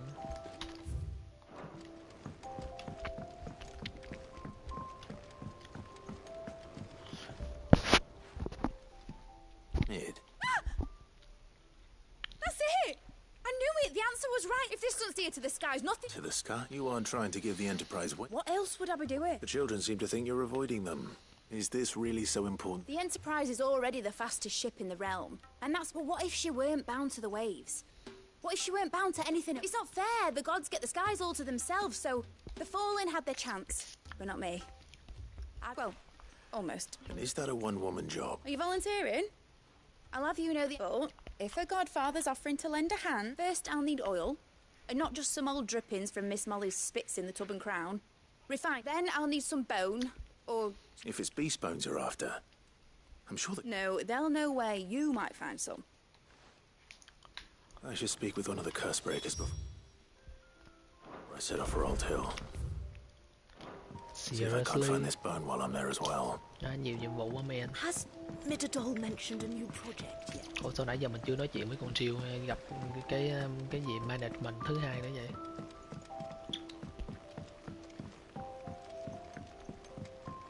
Mà thôi cứ làm đi. Lúc có sẽ có thôi.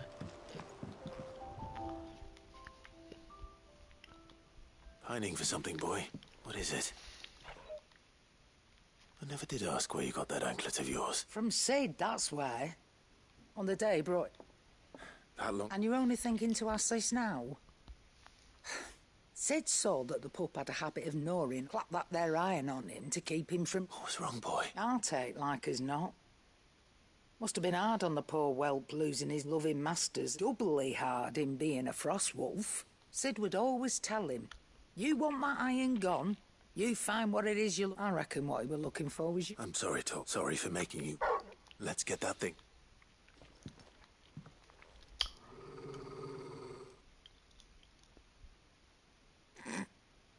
Indeed. You miss Sid as much as the rest of us, don't you? You want me to go with you somewhere? Quick, aren't you? Not nearly as much as you. Aye, good thing and all. It's not like... Your kindness is appreciated. Only because he doesn't talk back like the rest of you.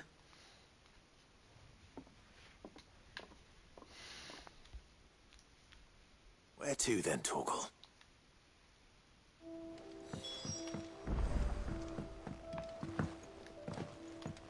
Say what you will, Lady Karen has seen herself.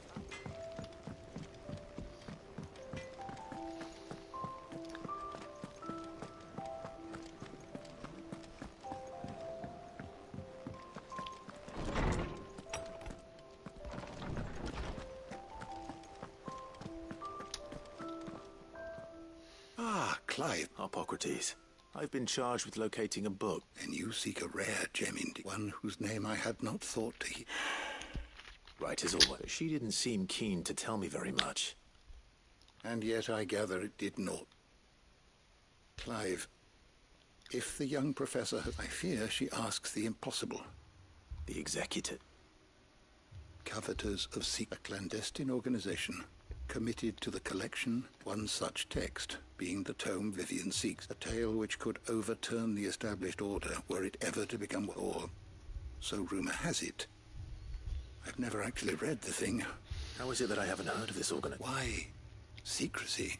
They lurk in the shadows, emerging only to seize that which must be seized. Which would explain why Vivian's copy was snatched from her grasp not long after. By the hand of the... But what drives them? Fine question. Sadly, all that is known of the exec... You may just as soon ask me of their origins, numbers, or the identities of their lead. My hunt was doomed from the first. What was Vivian expecting?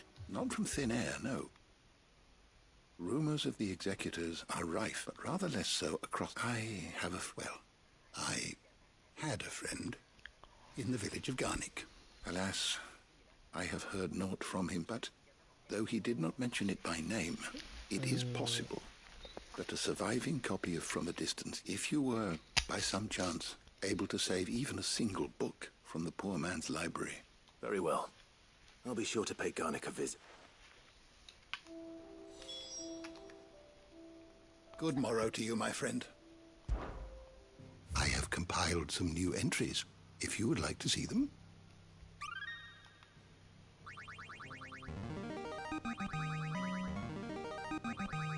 I have quite the find for you today.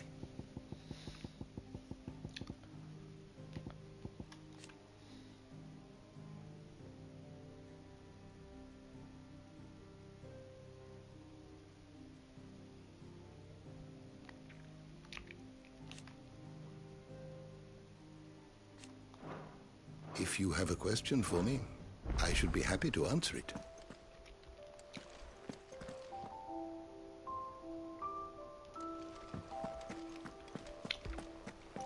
Rồi ok, đi gặp đi coi con tó gò nó dẫn mình đi đâu.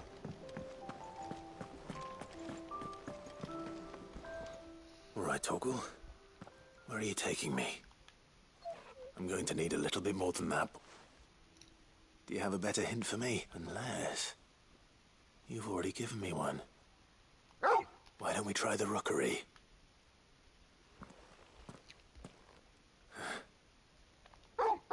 To Port Isolde, fingers crossed the old mooring...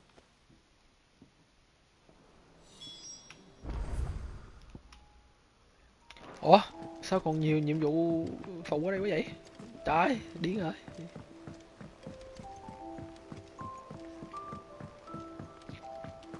Đồ má. The fuck? Twinside's hundreds of leagues away. All right, Sid. Come to buy us a... Only if you want. Mid needs a piece of light but durable bone for her next project. Most bones are the same. If it's durability you're looking... I do. Will any old adamantite... Well, with shells, the older the harder. But don't expect to make quick work of the bastard. I'll keep that in mind.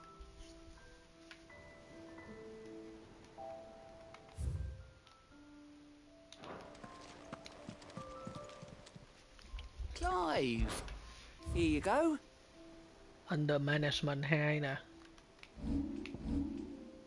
Line in the Sand, Duty and Dying nè, trời ơi.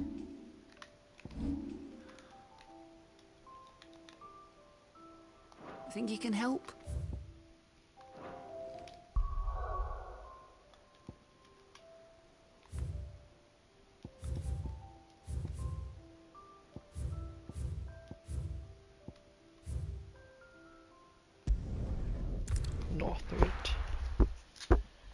Ai, anh không nghĩ là từ giờ cho tới 15 là anh làm xong được hết đống nhiệm vụ này.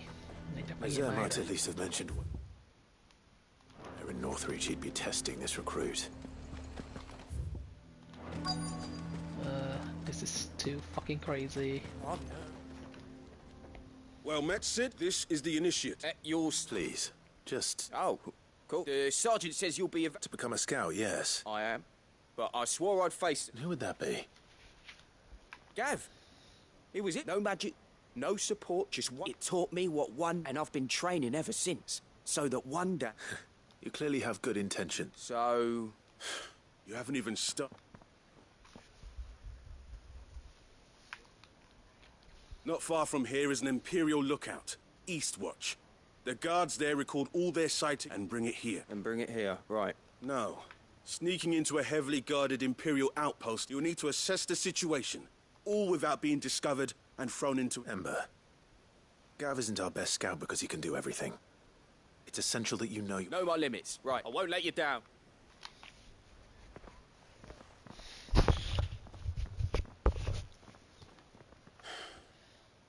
It shouldn't be as... On my way.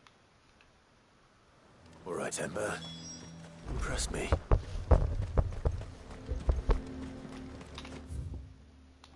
A fortress?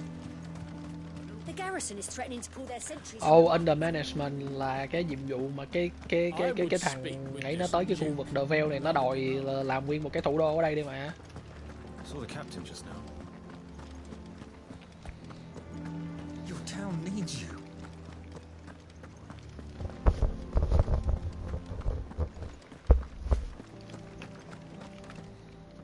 Do you have a moment? What is it? It's the Duke, unsurprisingly. His Eminence has assumed full control of the garrison. The town was left all but unguarded, so Philippe was compelled. And though my dear boys have been characteristically willing to assist, so I was wondering if you would lend them your strength. Of course. Thank you, Clive. Philippe told me he had... Where can I find the mistress of this establishment? Here, my lady. To whom do I have the My name is Sabine, and it is my displeasure to be the daughter of the Duke of Oriflamme, who I understand is causing you and your town no small amount. I wish to speak to you about what... Very well. I trust you'll forgive me, Clive. Absolutely. Please. As you know, my father is a most overbearing and supercilious man, and I join you in Indeed, I owe you my thanks for continuing to argue against his Yet I fear he is not one to be... He must be made to face the consequences. And who... I would. Myself and several other like were you to join us, we would surely have the strength to drive him from North... Does that not seem a trifle... Drastic action is precisely what is called for. Unless you are content to see... My father would have it that citizens exist only to serve the Empire. That they should... But he is wrong. It is not the people who must serve the Empire. He's all scornful of the opinions of anyone he judged beneath, but he cannot be allowed to ride roughshod over the... We must fight him. Fight him? No. Respectfully, my lady. Our only chance of saving this town depends upon every one of us uniting it. While I understand your frustrations, I cling to the hope that... False hope. But I see that your mind is made up. If you will extend me the same courtesy, I bid you good day. She certainly has spirit. Indeed. Which may be enough to seal the fate. This is all about her. Family. I'm sorry. Ah, yes. But perhaps it's better that you heard them from... Right away. It's just a... Please don't talk too much.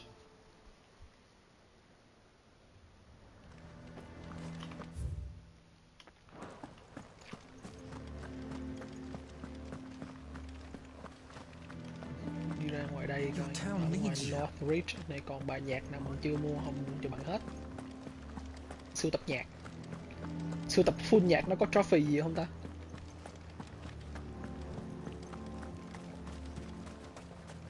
The garrison is threatening to pull their sentries from the market. And what can I do for you? Đây anh mua nhạc ở đây mua hết rồi.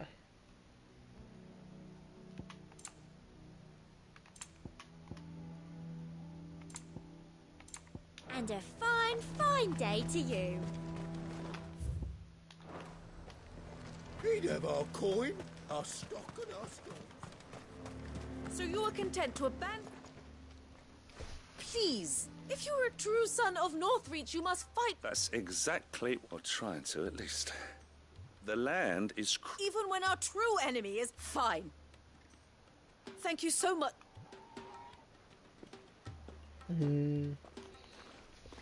Để anh ráng anh mua hết. She cornered you too, then? Could hardly get a word like father. She made an uninvited appearance at the Vale, hoping to convince the Dame to join her in fun. I bet that went well. Anyway, Our mutual friends. Oh, right, as always. We've had some reports. They're back. Seems that way. We haven't been able to confirm anything yet, but... Right. You know Grieger's Weep? I'm on my way. Thank you, Clive. I'll look into one of the other sightings. Anh còn khoảng trăm mấy thì phải. Pointers. Phải nhớ chỗ nào bán này nọ để mà đi lại mua. Hình như là mỗi một map chỉ có một chỗ bán đồ thôi mà, phải không ta? Nha, kinda. Mỗi một map chỉ có một chỗ bán đồ thôi.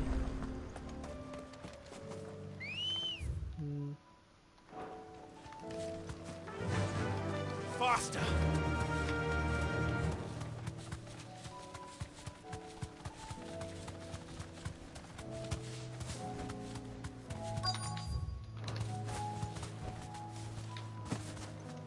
Rồi bước xuống, con gì ra? The reports were true. The lady enemy. I need to stop them before they get to the town. Nhưng mà bây giờ xài mấy chiêu này á, tới khi mà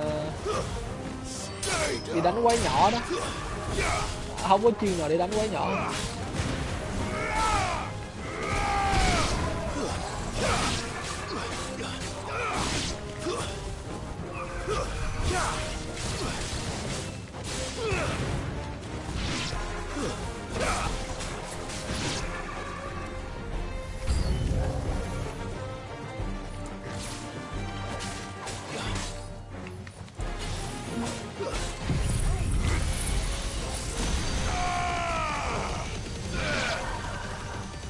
Farewell.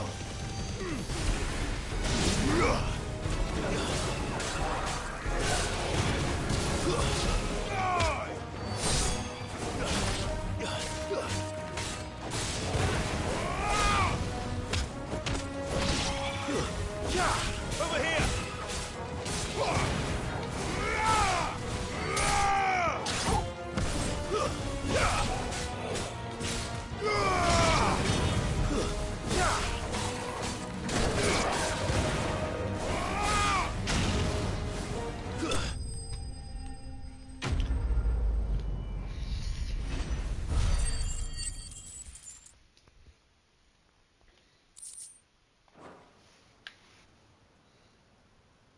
Clive! Are you alright? I am. I dispatched... Well, there's something. But what were they doing south of town? We might be able to fend off... Do you have eyes in them? Some. You head back to Northreach. I want you there just in... What do you mean? Her ladyship's been busy working, stirring up ill feeling towards her father. But she'll have a much... What? I'll do what I can to... Be careful. Don't worry, I'm not like you. One sniff of those...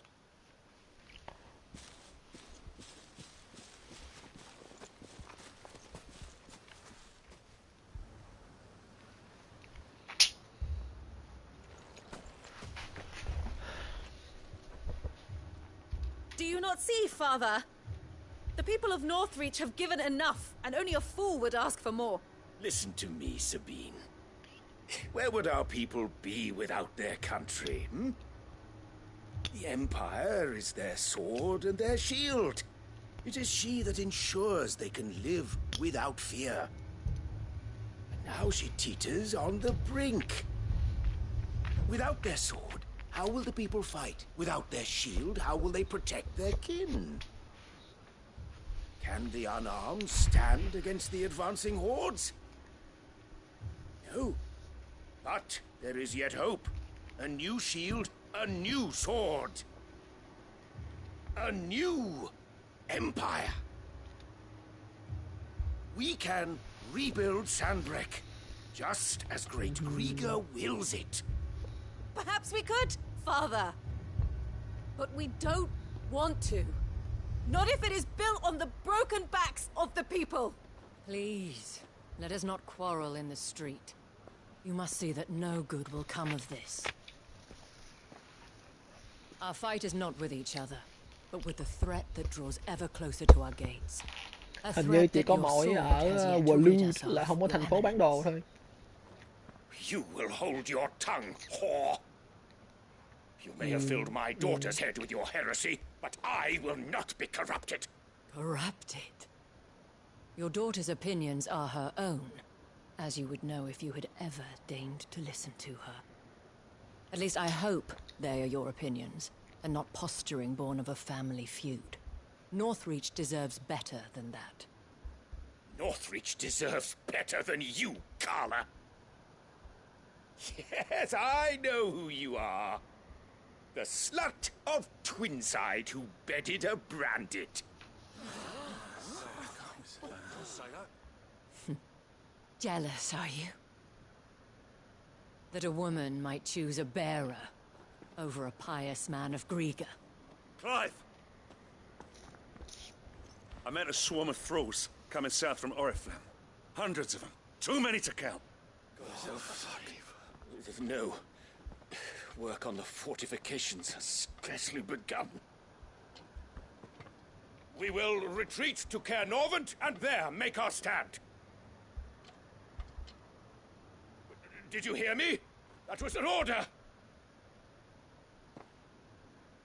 While this is but a heartfelt plea, let us make our stand here and protect our homes.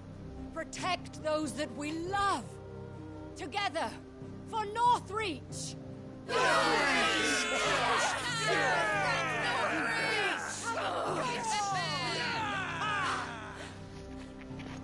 You heard the dame. What are we waiting for? Pikemen to the gates. Archers to the roofs. Quickly, come on!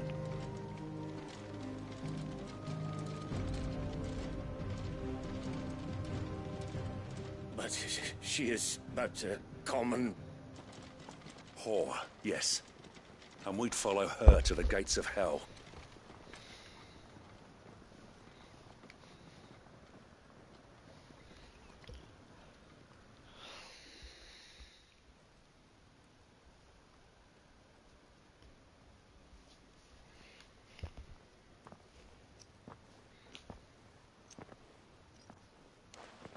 The men have their orders, and they look like following them. I got them spaced out at regular intervals. Whichever direction the thralls strike from, there'll be someone there to meet them. Thank you, Philippe. Rest assured the people will play their part. The herbalist has donated her stock of medicines to me. Should any of your men be injured, take them to the Vale. We'll see to them there. Thank you, milady. I will. I'll play my part too. You still want for numbers. I only hope I can go some way to evening the odds, Philippe. Can I leave the south in your hands? Of course. I'll lead a party down that way so we don't... What about you? I'll make my way up the road to Oriflamme. I've fought a few of these things. Well, I can't promise to hold them. All right. Thank you. You can thank us when it's... Till then, madame.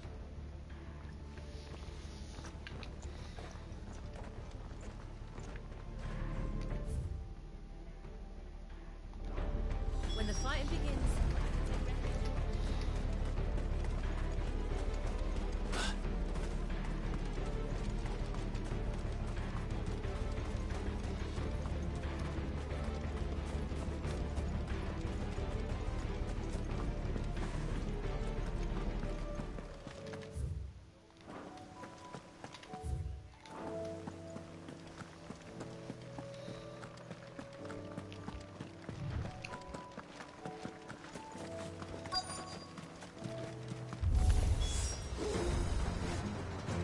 There are so many of them.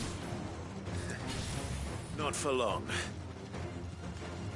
Tụi mày bu vô tao đông đông giùm được không? Để cho tao chơi một chiêu một lần chết hết á, dạng dạng vậy á. All yours, Torgal. Đúng rồi đó.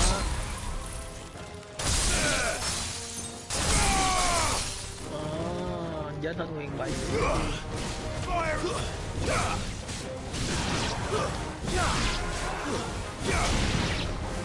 Is it over? No. Chết level 3 chém thường nữa hả? Too slow.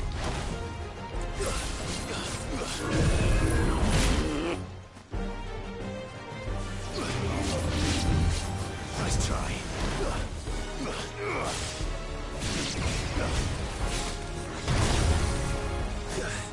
Help me, boy. À. Mình vừa thấy có bọn nào ở sau lưng bắn mình. À đây là bọn này.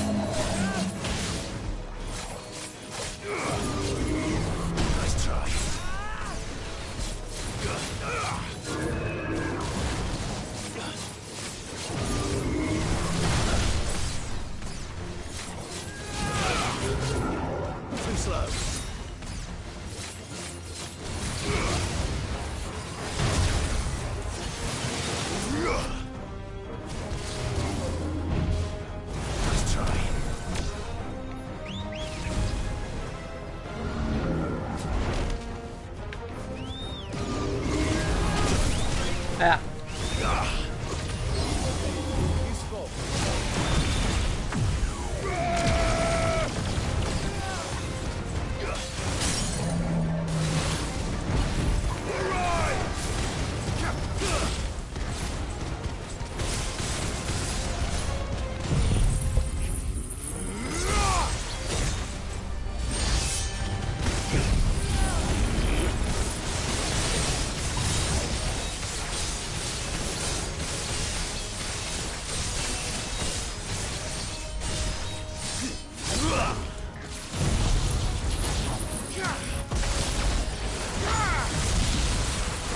Thôi, má thấy ổn quá.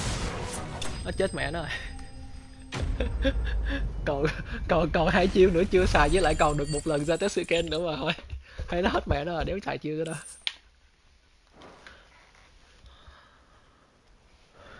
Còn chưa bật Giga Flare lên nữa. That looks to be the last of them. I wonder how the others fared. Better hurry back to town. Come on, Torgal.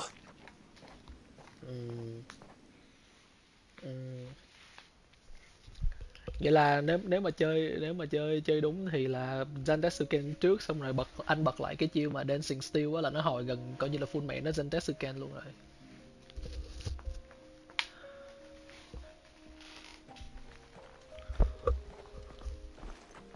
Clive. And you, the road to Oriflamme, how did you and your men? Well, we ended up fighting for our lives down by the lake. Took a few nicks. Glad to hear it. Well, it seems I thank you both for... You were right, and I was wrong. I had thought that the only way to unite the people was under the banner of that without a strong hand they would drift apart. But you, not by force, nor by the exercise of, by simply being one of... Our purpose was ever the same. You were merely distracted by a loftier vision. As did you. His radiance said it himself. I forgot that. I'm sorry. I should never have taken. I only wanted you to understand how I felt. Do not blame yourself, my dear. I should have listened. Your Eminence, your ladyship. But I believe the same. We all want safe, and we may yet. Will you join us? Thank you. Now that that is settled, I must go and see to the wound. And today there are more than... Đã xong cái vụ under management, nó bây giờ còn cả chục vụ khác nữa, má mệt quá. Madam Isabel, I see that it is not men like me. You're right. Forgive me for saying so, my lady. The dame said it herself, and that goes for you. You're one of us now. One of you. Well said. Well, I should see if Isabel needs any...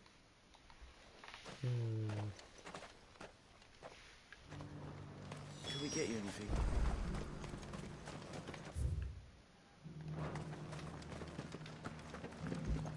There's no need to worry any longer. Cứ từ từ đi, từ từ chừa nó, cuối cùng cũng được món ngon, để cuối cùng cũng được, không tới nổi. Cái này dù sao cũng phải tới mai.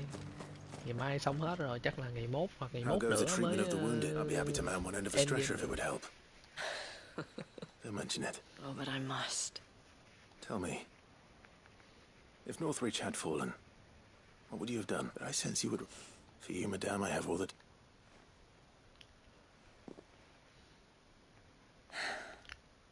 Very well. I was Carla then.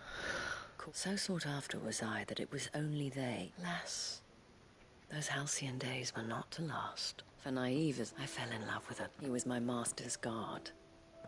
After they discovered us together, he was whipped bloody and forbidden from ever looking at me again. And so we fled. Not that we had anywhere to flee to. We wandered until we found ourselves here. It was the veil that took us, that fed us. Those that could be healed, at least. He passed away. He did. But at least we were able to share a few moments of peace. It was the greatest gift I have. But the generosity of this town, and how the men and women of the Vale supported me through though I was still a stranger to them.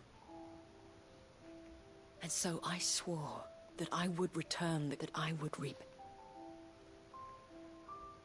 Thank you, Isabel, for sharing. Perhaps that is why I have such a soft... Never stop fighting, and I shan't either. I know that it will not be easy to keep Northreach together. But the people, the soldiers, all united in defense of this town. And what of you? Can we count on your support? Always.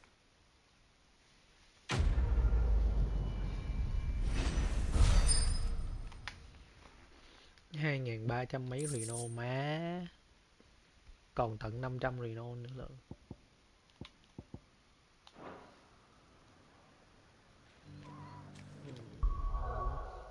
Oh wait, hang on. Mình còn một nhiệm vụ ở đây nữa mình chưa làm.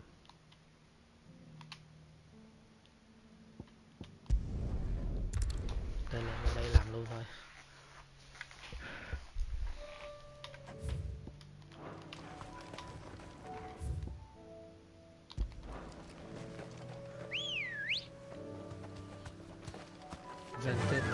Run like the wind.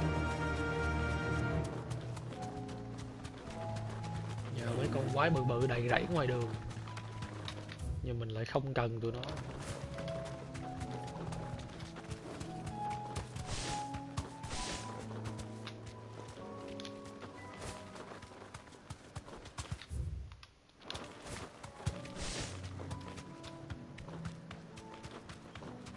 These are clean kills.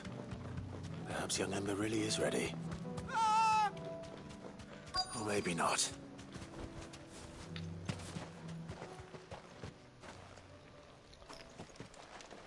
Rồi nó gặp con gì ở đây à? Damn it. Gặp con rồng. Ember, Con draw rồng your thường thôi sword. mà. I can't. Then run. Ông nội mày biến mẹ đi. You'll have to go.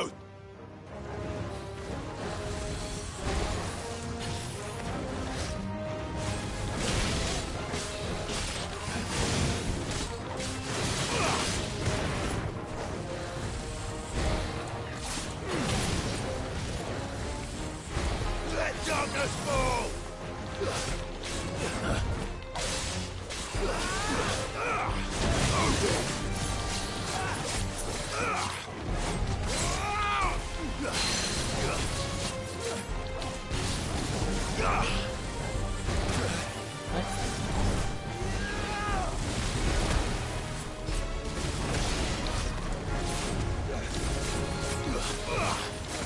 Let's try.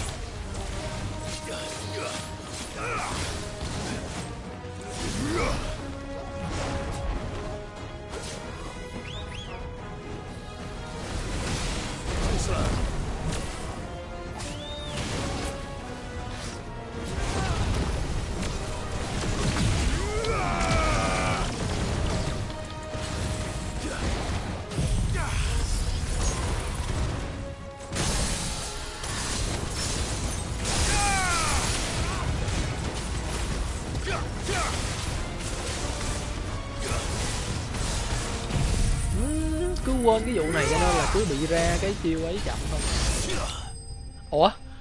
Cái gì Fantasy XVI một cái nó chết luôn vậy? Còn chưa kịp xài combo mà.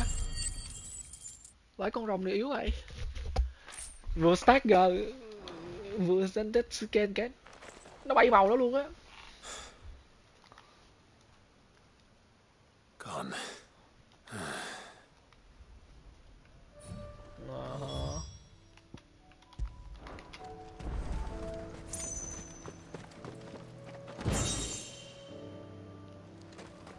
Hồi nãy anh quên một điều. Bà mẹ nó. Dở rồi. Hồi nãy đánh ở mấy cái chỗ mà mấy con quái lớn có mấy cái thùng để mở mà không mở cái thùng nào hết. Mấy chỗ đó là thường là mở thùng là có đồ.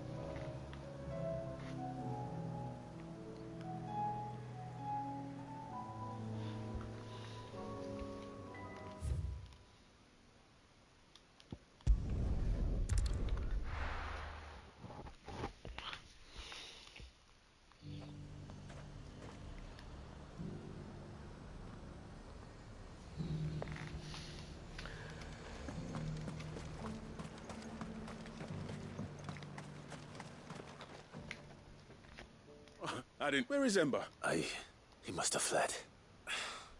He was just standing there. Didn't even draw his sword. He was nowhere to be seen.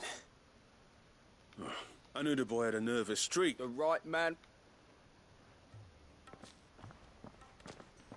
I believe this is the logbook you tasked me with, Richard. Don't you tell me you breached the tower while Sid... What?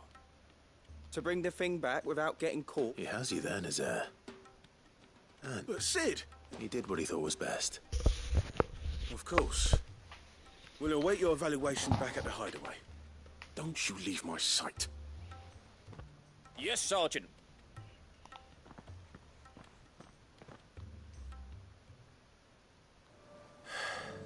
This won't be an easy decision.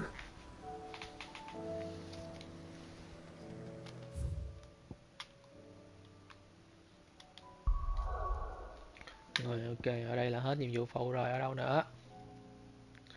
Yeah, trời ơi, nhiều chỗ có nhiều nhiệm vụ phụ mới mà mình chưa nhận luôn á. Cho.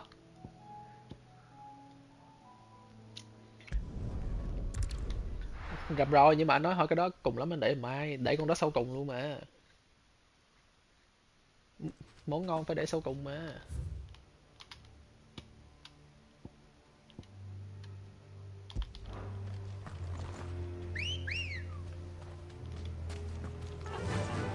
Fly, Ambrosia.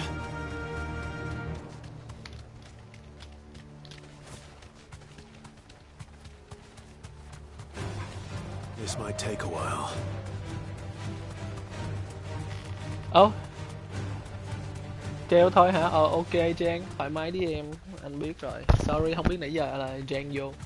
Anh mải mê làm nhiệm vụ phụ quá.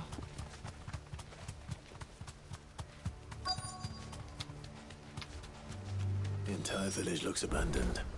Now, which house would a bookworm live in?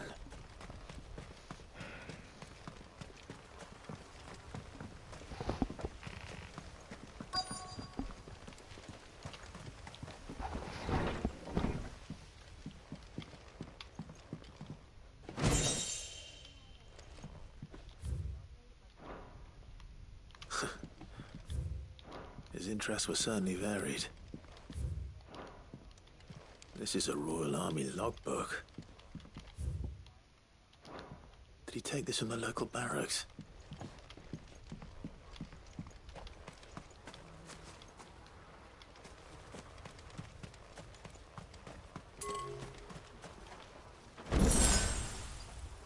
Không. Không có thời gian, không có thời gian.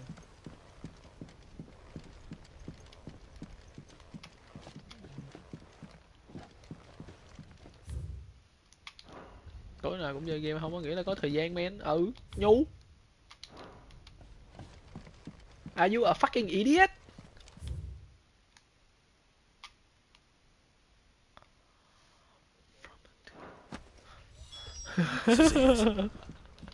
But if what it says is true, I need to get this back to the hideaway.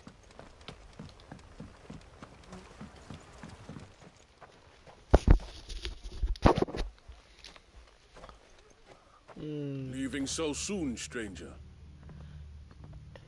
We've been watching. Câu đó là cái câu xác nhận là từ đây về sau em không được nhìn thấy một cái đồ đây nữa đâu. So to speak. Subtle. I know who. Then we need not waste time on introductions. Hãy hôn từ biệt lần cuối đi nha em. Hand me the book. Your care. That is not, but by one means or another, it's Then I'll have to pull up. I won't let you erase it. Then we find ourselves very well. Okay, wanna fight me? Then fight. Let's see, shall we? Odin! Let's try.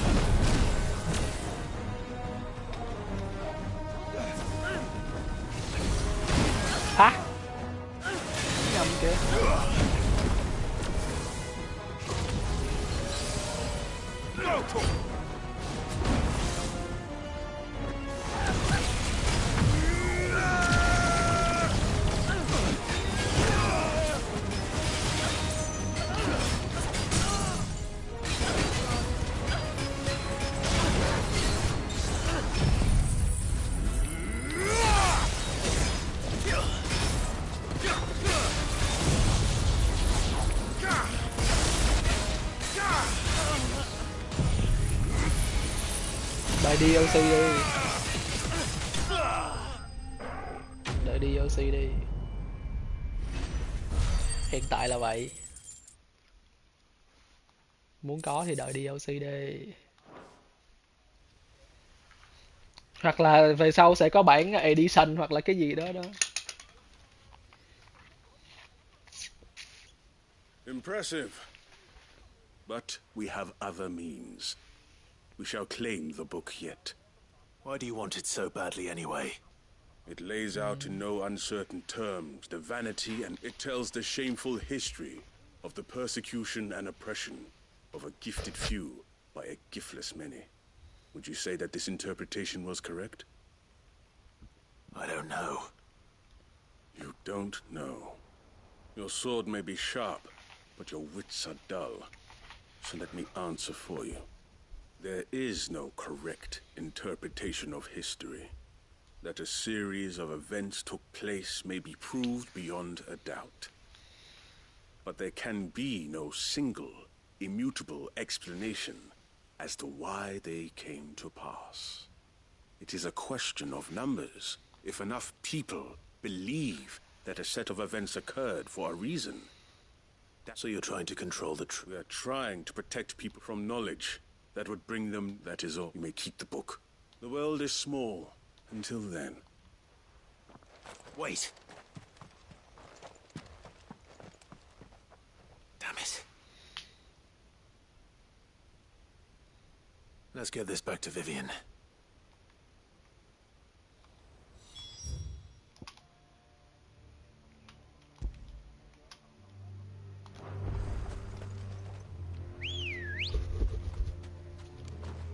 Ready, girl? Faster!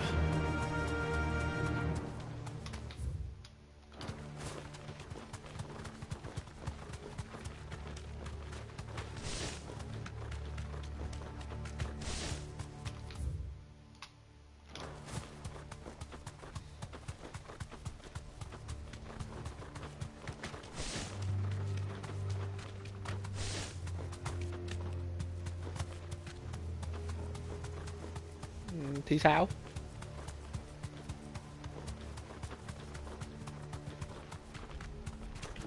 DLC Clive chặt đầu con trai của Ada rồi xong, hết bè rồi.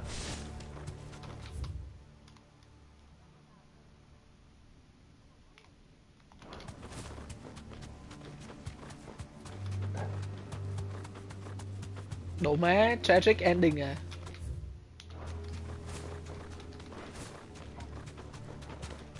Không, nhưng mà anh đã coi tới cuối rồi mà biết.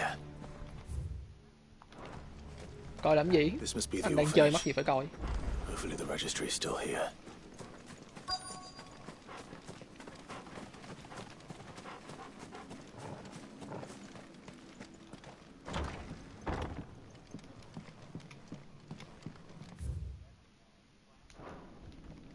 Conditioning. This is nothing. Disposed of. Herman wasn't exaggerating.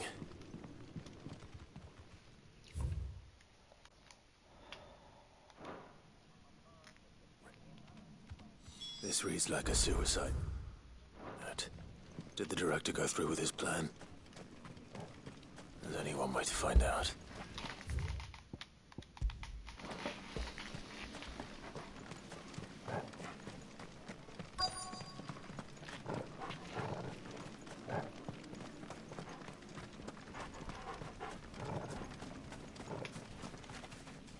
A forked white tree. This must be the place. Rảnh rỗi thị vặt dâu tay.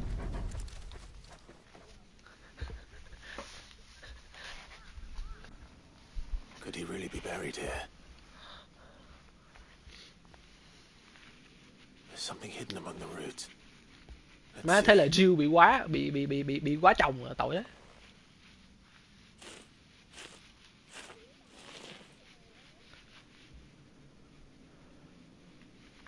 This must be the registry. Có Rico á, nó khoái ít qua đường lắm. This place was a slaughterhouse. Where is the architect of all this misery? Thì sao? Anh đâu có như em. It was only a matter of time, Anh I đâu có như em, suppose. anh đâu có phè nghĩa như em. This place is cursed.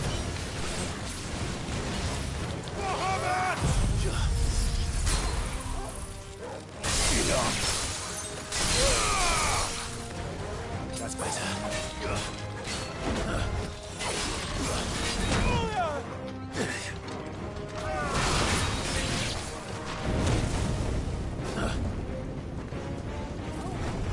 Too slow. Let's try. Too slow.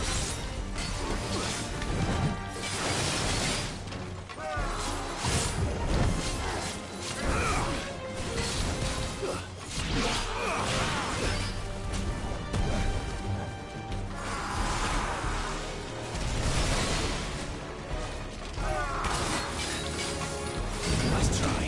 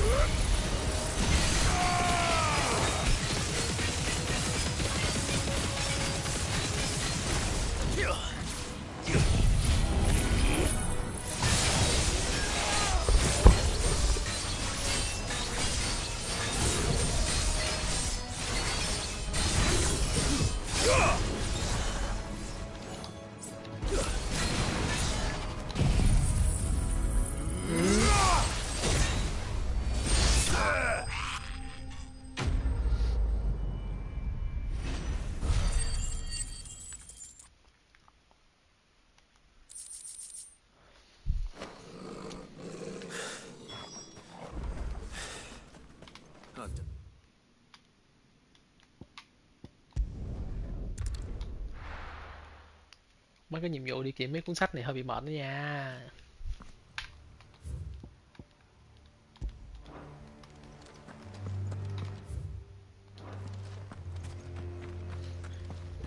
Doris is waiting for me near Balmung Dock.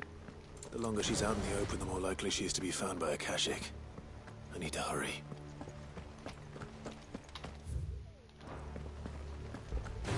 Con mèo nó kêu là mèo má mày.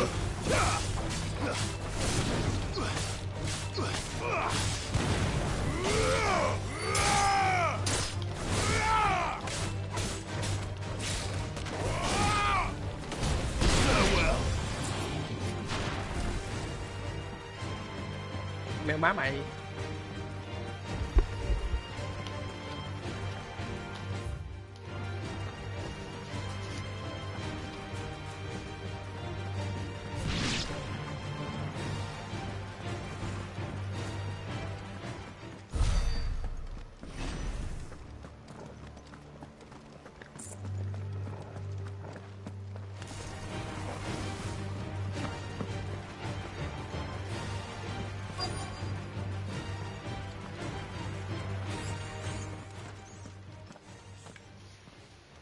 There were no guards. None manning the... It's a different story inside, though. If Chadwick... Don't give up hope just yet. Let me check. Then I'll search the upper...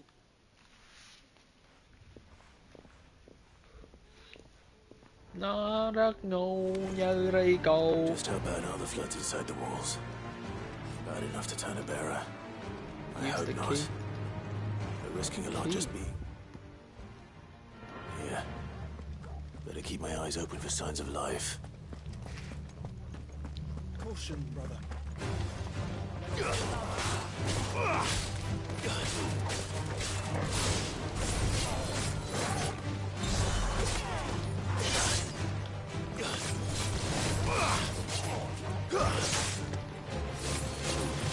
Help me, boy.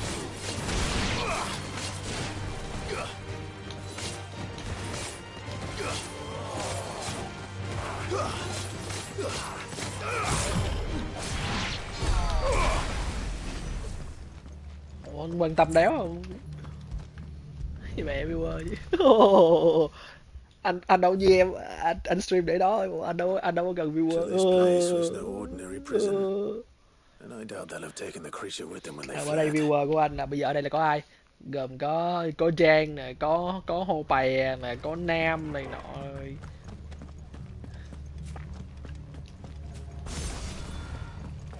Anh đâu có consider em là viewer đâu.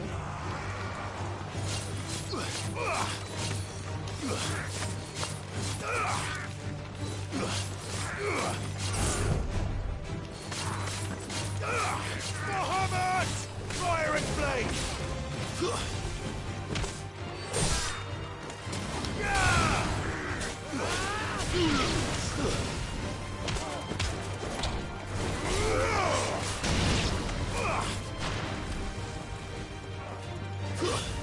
It's over.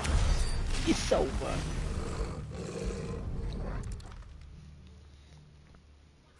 Nãy giờ mấy cái cuốn sách anh không thèm đọc, mốt có đọc lại được không ta? Minimal loss if we're lewd alive, even the Bắt đầu lười đọc rồi đó.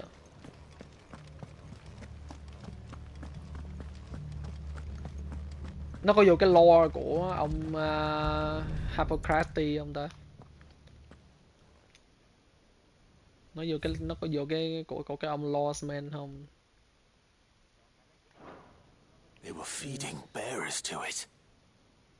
This is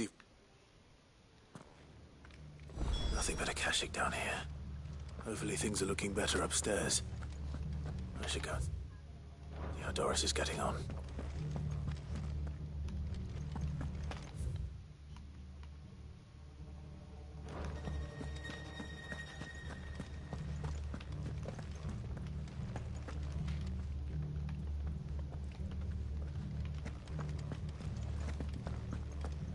Ủa đường đi chỗ nào men?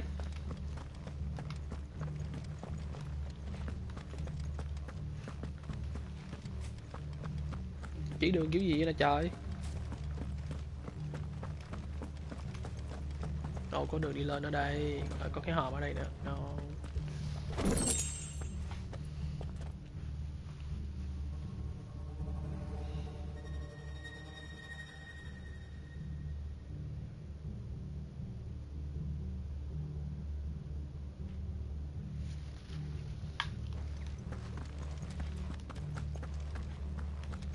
Nay viewer chỉ có Trang vô coi thôi, mà Trang nói là Trang đang bận rồi, cho nên là Trang treo giùm thôi, chứ Trang không ấy gì được, cho nên là that's fine.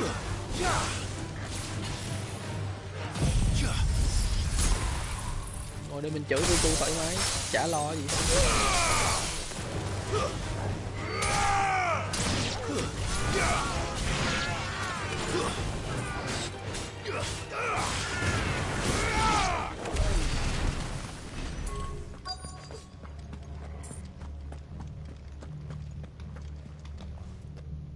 No lock downstairs. But I know. I've been reading some of these documents, and bearers die every day in service of their masters. Pitting bearers against a wild beast armed with nothing but their wits. And not just those who could fight, but and those who wouldn't or couldn't were disposed. I'm afraid it means they were fed to the monstrosity they kept here. Then we're too late. And I was a fool to bring you... Don't say that. A key. But it doesn't fit any of the locks on the... Perhaps it will fit one of the doors downstairs. Finish up here, then come and... All right. Tới cái chỗ mà tụi nó cho con quái gì đó ăn thịt tụi bearer là đập một con quái ha kìa. Tới cái chỗ mà tụi nó bắt tụi bearer xong rồi đem tụi bearer đi mần thịt cho con quái gì đó đó.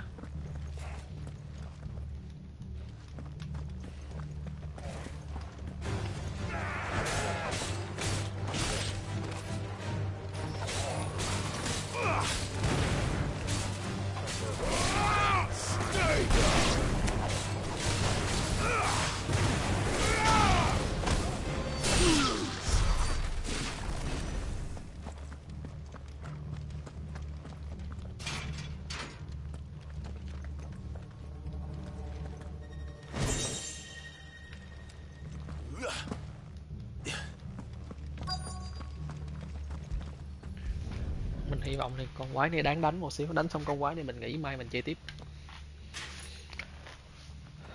Một ngày chơi như đó là đủ rồi.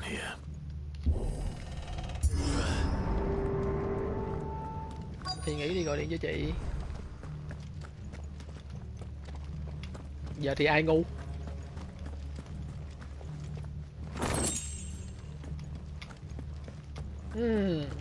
Mấy đứa ngu nó không có biết. Có tiếng khóc, có tiếng khóc. Survivor.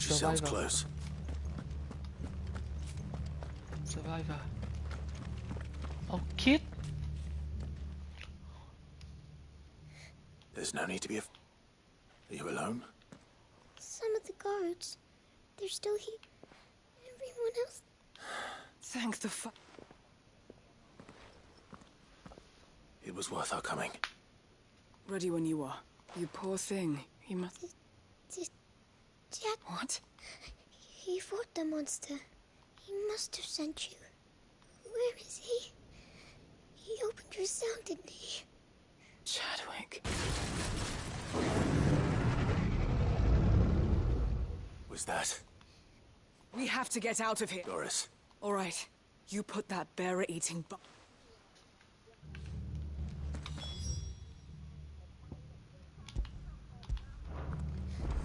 It's out there waiting for me. I can't let it live. Con quái ở ngoài kìa, con quái ở ngoài. Ủa, con quái là một con behemoth à? Just a behemoth.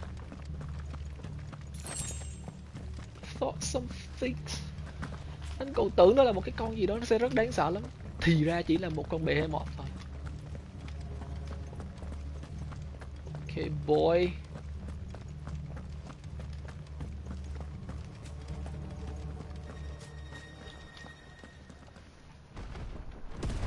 Một tay dùng làm gì? Tập du à?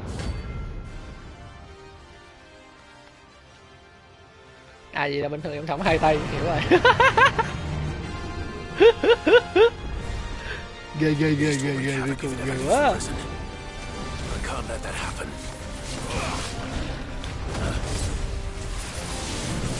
Nice try.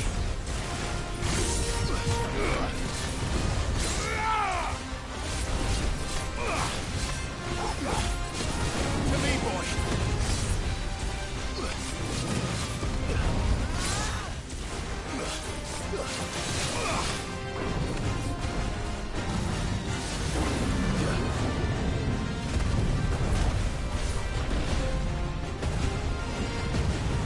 Too slow.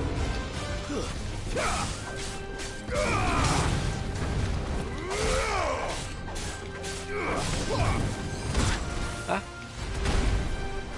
Help me, boy. Nice try.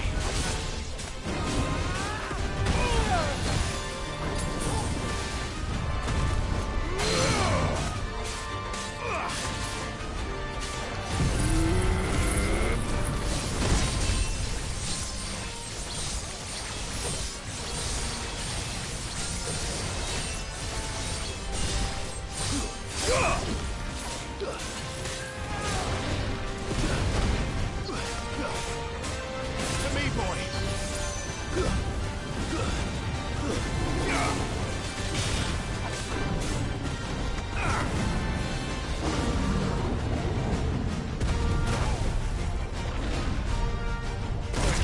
À.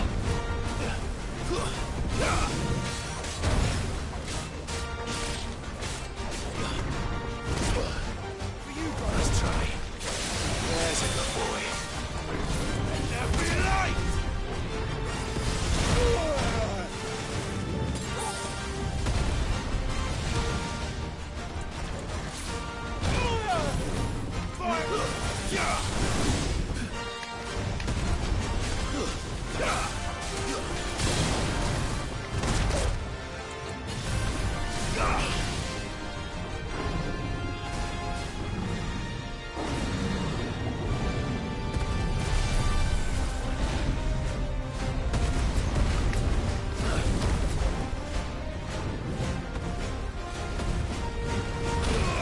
À.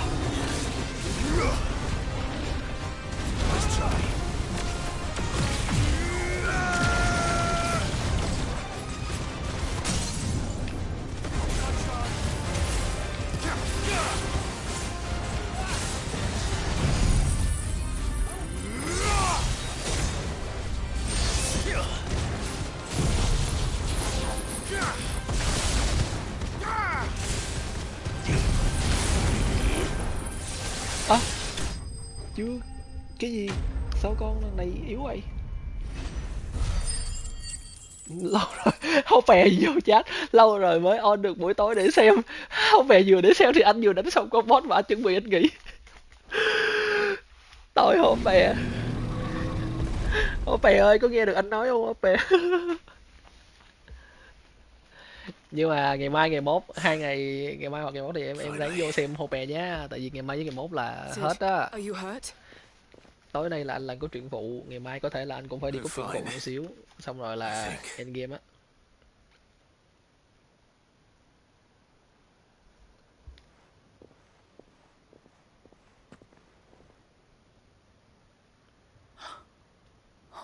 No.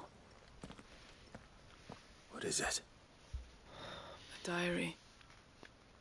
I gave it to Chadwick before we went our separate. He was here. I'm sure he fought bravely to the last. Chadwick. Come on. We have to get her back. No. I'll see that she's looked after from now on. Có xem lại à? It's the least I can do. Mặc dù là anh không có dịch hay là cái gì như những streamer khác, nhưng mà nếu mà em coi stream của anh thì có một cái hay đó là em sẽ coi được tất cả mọi thứ, kể cả nhiệm vụ phụ, những cái side quest, rồi những cái reno hoặc những cái này đó, rất là đầy đủ, không thiếu cái gì cả, chứ không có phải giống như những cái streamer phè nghĩa nào đó. Aki nhỉ? Coi stream của Atlas mặc dù là không có dịch nè, không có ấy này nọ, nhưng mà coi stream thì lúc nào cũng đầy đủ hết, side quest đầy đủ, cảm xúc đầy đủ, không thiếu một cái gì. Slowly but surely. She's far tougher than she looks. I thank the flames we found her. If we hadn't. I know. But we did. I'm sorry we weren't able to save. There's no need to apologize. How he fought to the bitter end to save her. That's the man I remember. I wish I could have met him. I'd like to hear more about your past. If you don't mind, that is. Of course. You already met my former master. We were supposed to be sold to the highest bidder when the time came. But for years we were her daggers in the shadows. But we could never quite shake our doubts about the things she made us do. So we escaped. But staying together was out of... After so many years of training, the pull to serve was always strong. It scared me. But even in captivity, the battles he fought were his own, and he died not as someone's tool. Haida Marie is proof of that. Bearers can cast off their shackle, and the curse breakers will show. I'll fight until my dying breath to see it. Thank you, Doris.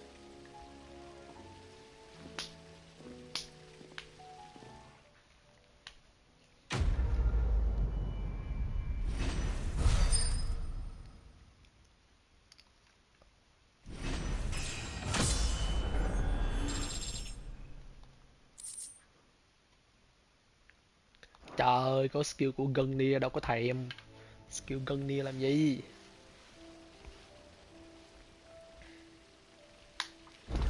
Xong mà tôi đang làm nhiệm vụ thì cậu lại tê lê tôi, vậy con về nhà của tôi luôn rồi, điên dễ sợ à.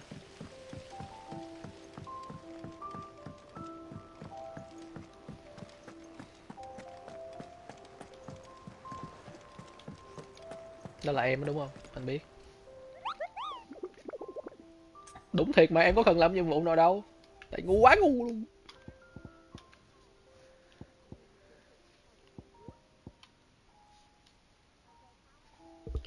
Cái đó là con cấp S hả Aki?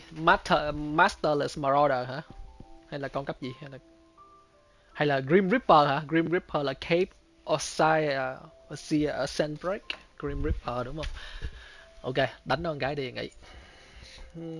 F16 Grim.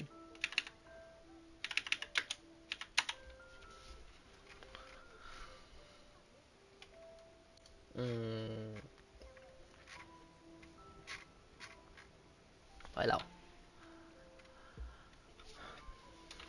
North Ridge.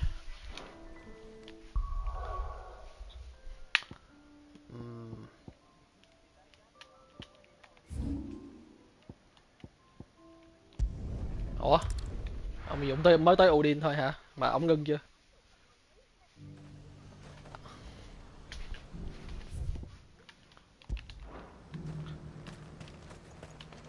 And what can I do for you?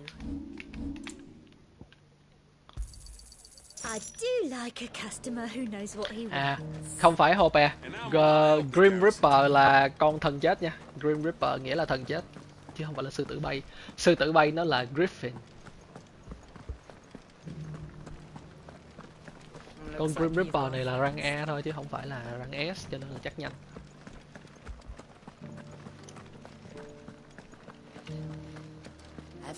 Ủa rồi rốt cuộc ông Dũng ông end chưa?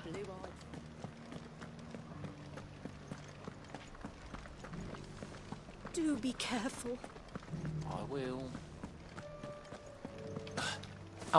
Ông Dũng là những cái game này là anh không bao giờ anh coi ông Dũng luôn, là tại vì những cái game này ông Dũng ông không bao giờ ông đi hết cốt truyện. Ông đi ông bỏ lỡ ông lum hết.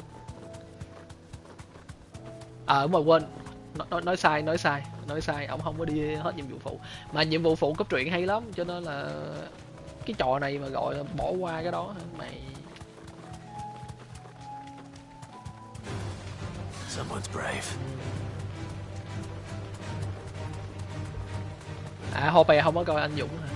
Để sau này anh mà có chuẩn bị được á, anh live mấy cái trò này anh ít nhất là cũng dịch sơ sơ cho tụi em hiểu, tại vì mấy bữa nay anh đang cắm đầu cắm mặt vô mấy quá, cho nên là well, I didn't do it. Ở đó đây nè. You deserve a rest. Oh, Prince of the Death, tử thần. Nào, chúng ta nói chuyện nào.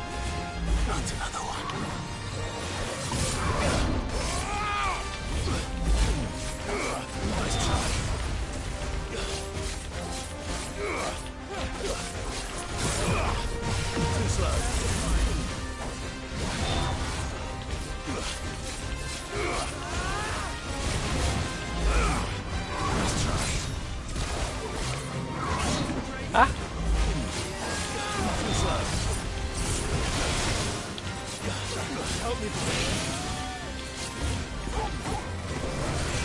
Ôi.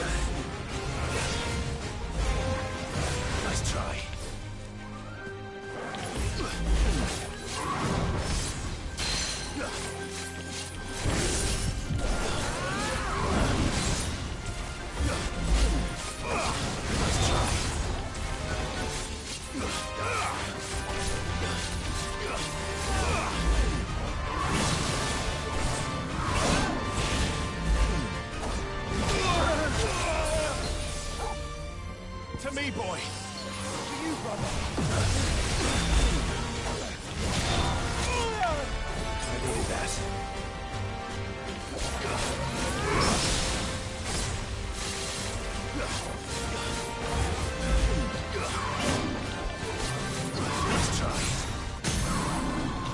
Sai rồi.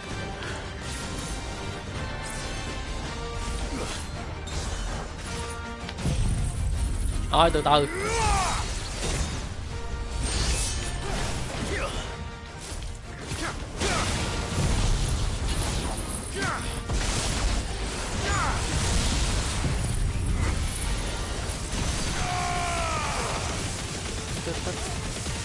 Lấy nó nữa cho nó trước đi, cầm bộ sai con mẹ nó rồi.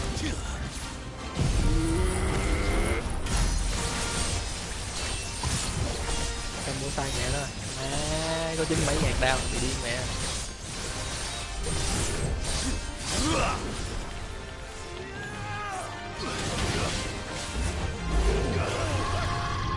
Soul Heaven.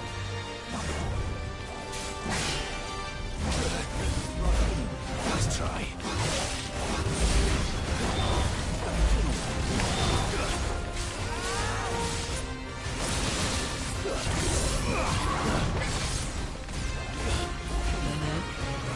Let's try. Too slow. My strength is yours. Let's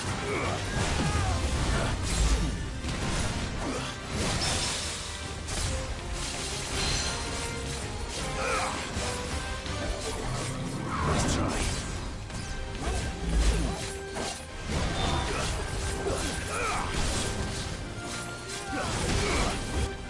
Không có cách chờ kẹt nữa hả? À tưởng gì anh có 3080 Ti.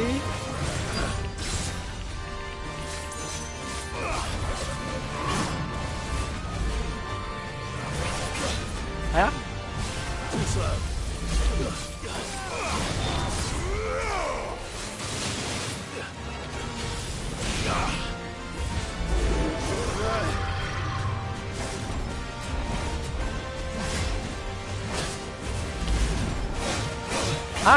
Hả?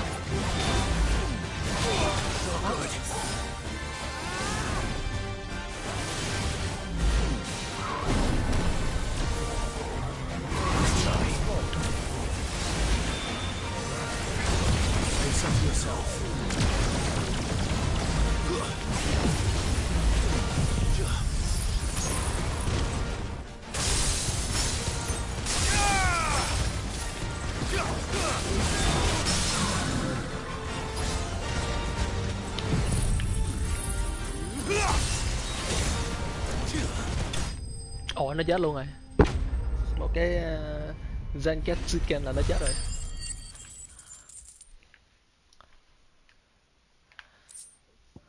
Rồi, có cái Dark Steel cuối cùng. Sao?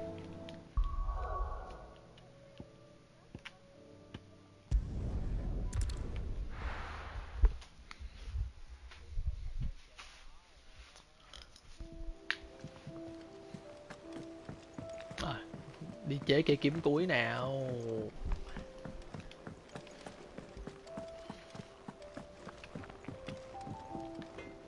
So what do I owe the honor? So will it be? Ragnarok, Orichalcum, Dark Steel, Primitive Battlehorn, đầy đủ. Lên thôi. Not bad, if I do say so myself. Ngon. Ngon ngay. Excalibur đủ để chế rồi, này kia để chủ để chế nè, chế cho có không ta? Chứ giờ mình đâu cần nữa đâu. Ồ, đủ để chế cái Ouroboros nè.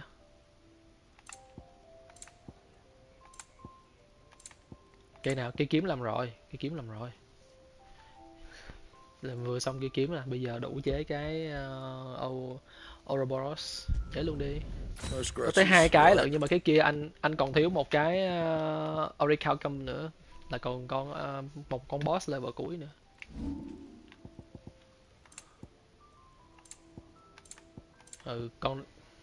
Con đó anh chưa đánh, tại vì còn nhiệm vụ. Rồi, ngon nghẻ hơn rồi. Rồi ngày mai tính tiếp. Cảm ơn mấy cậu đã ngồi coi stream nha. Cảm ơn Hỏi Bè, cảm ơn Trang nhiều nha. Anh off stream đây. Rồi có gì tối mai lại gặp. Và finally, Phát Rico.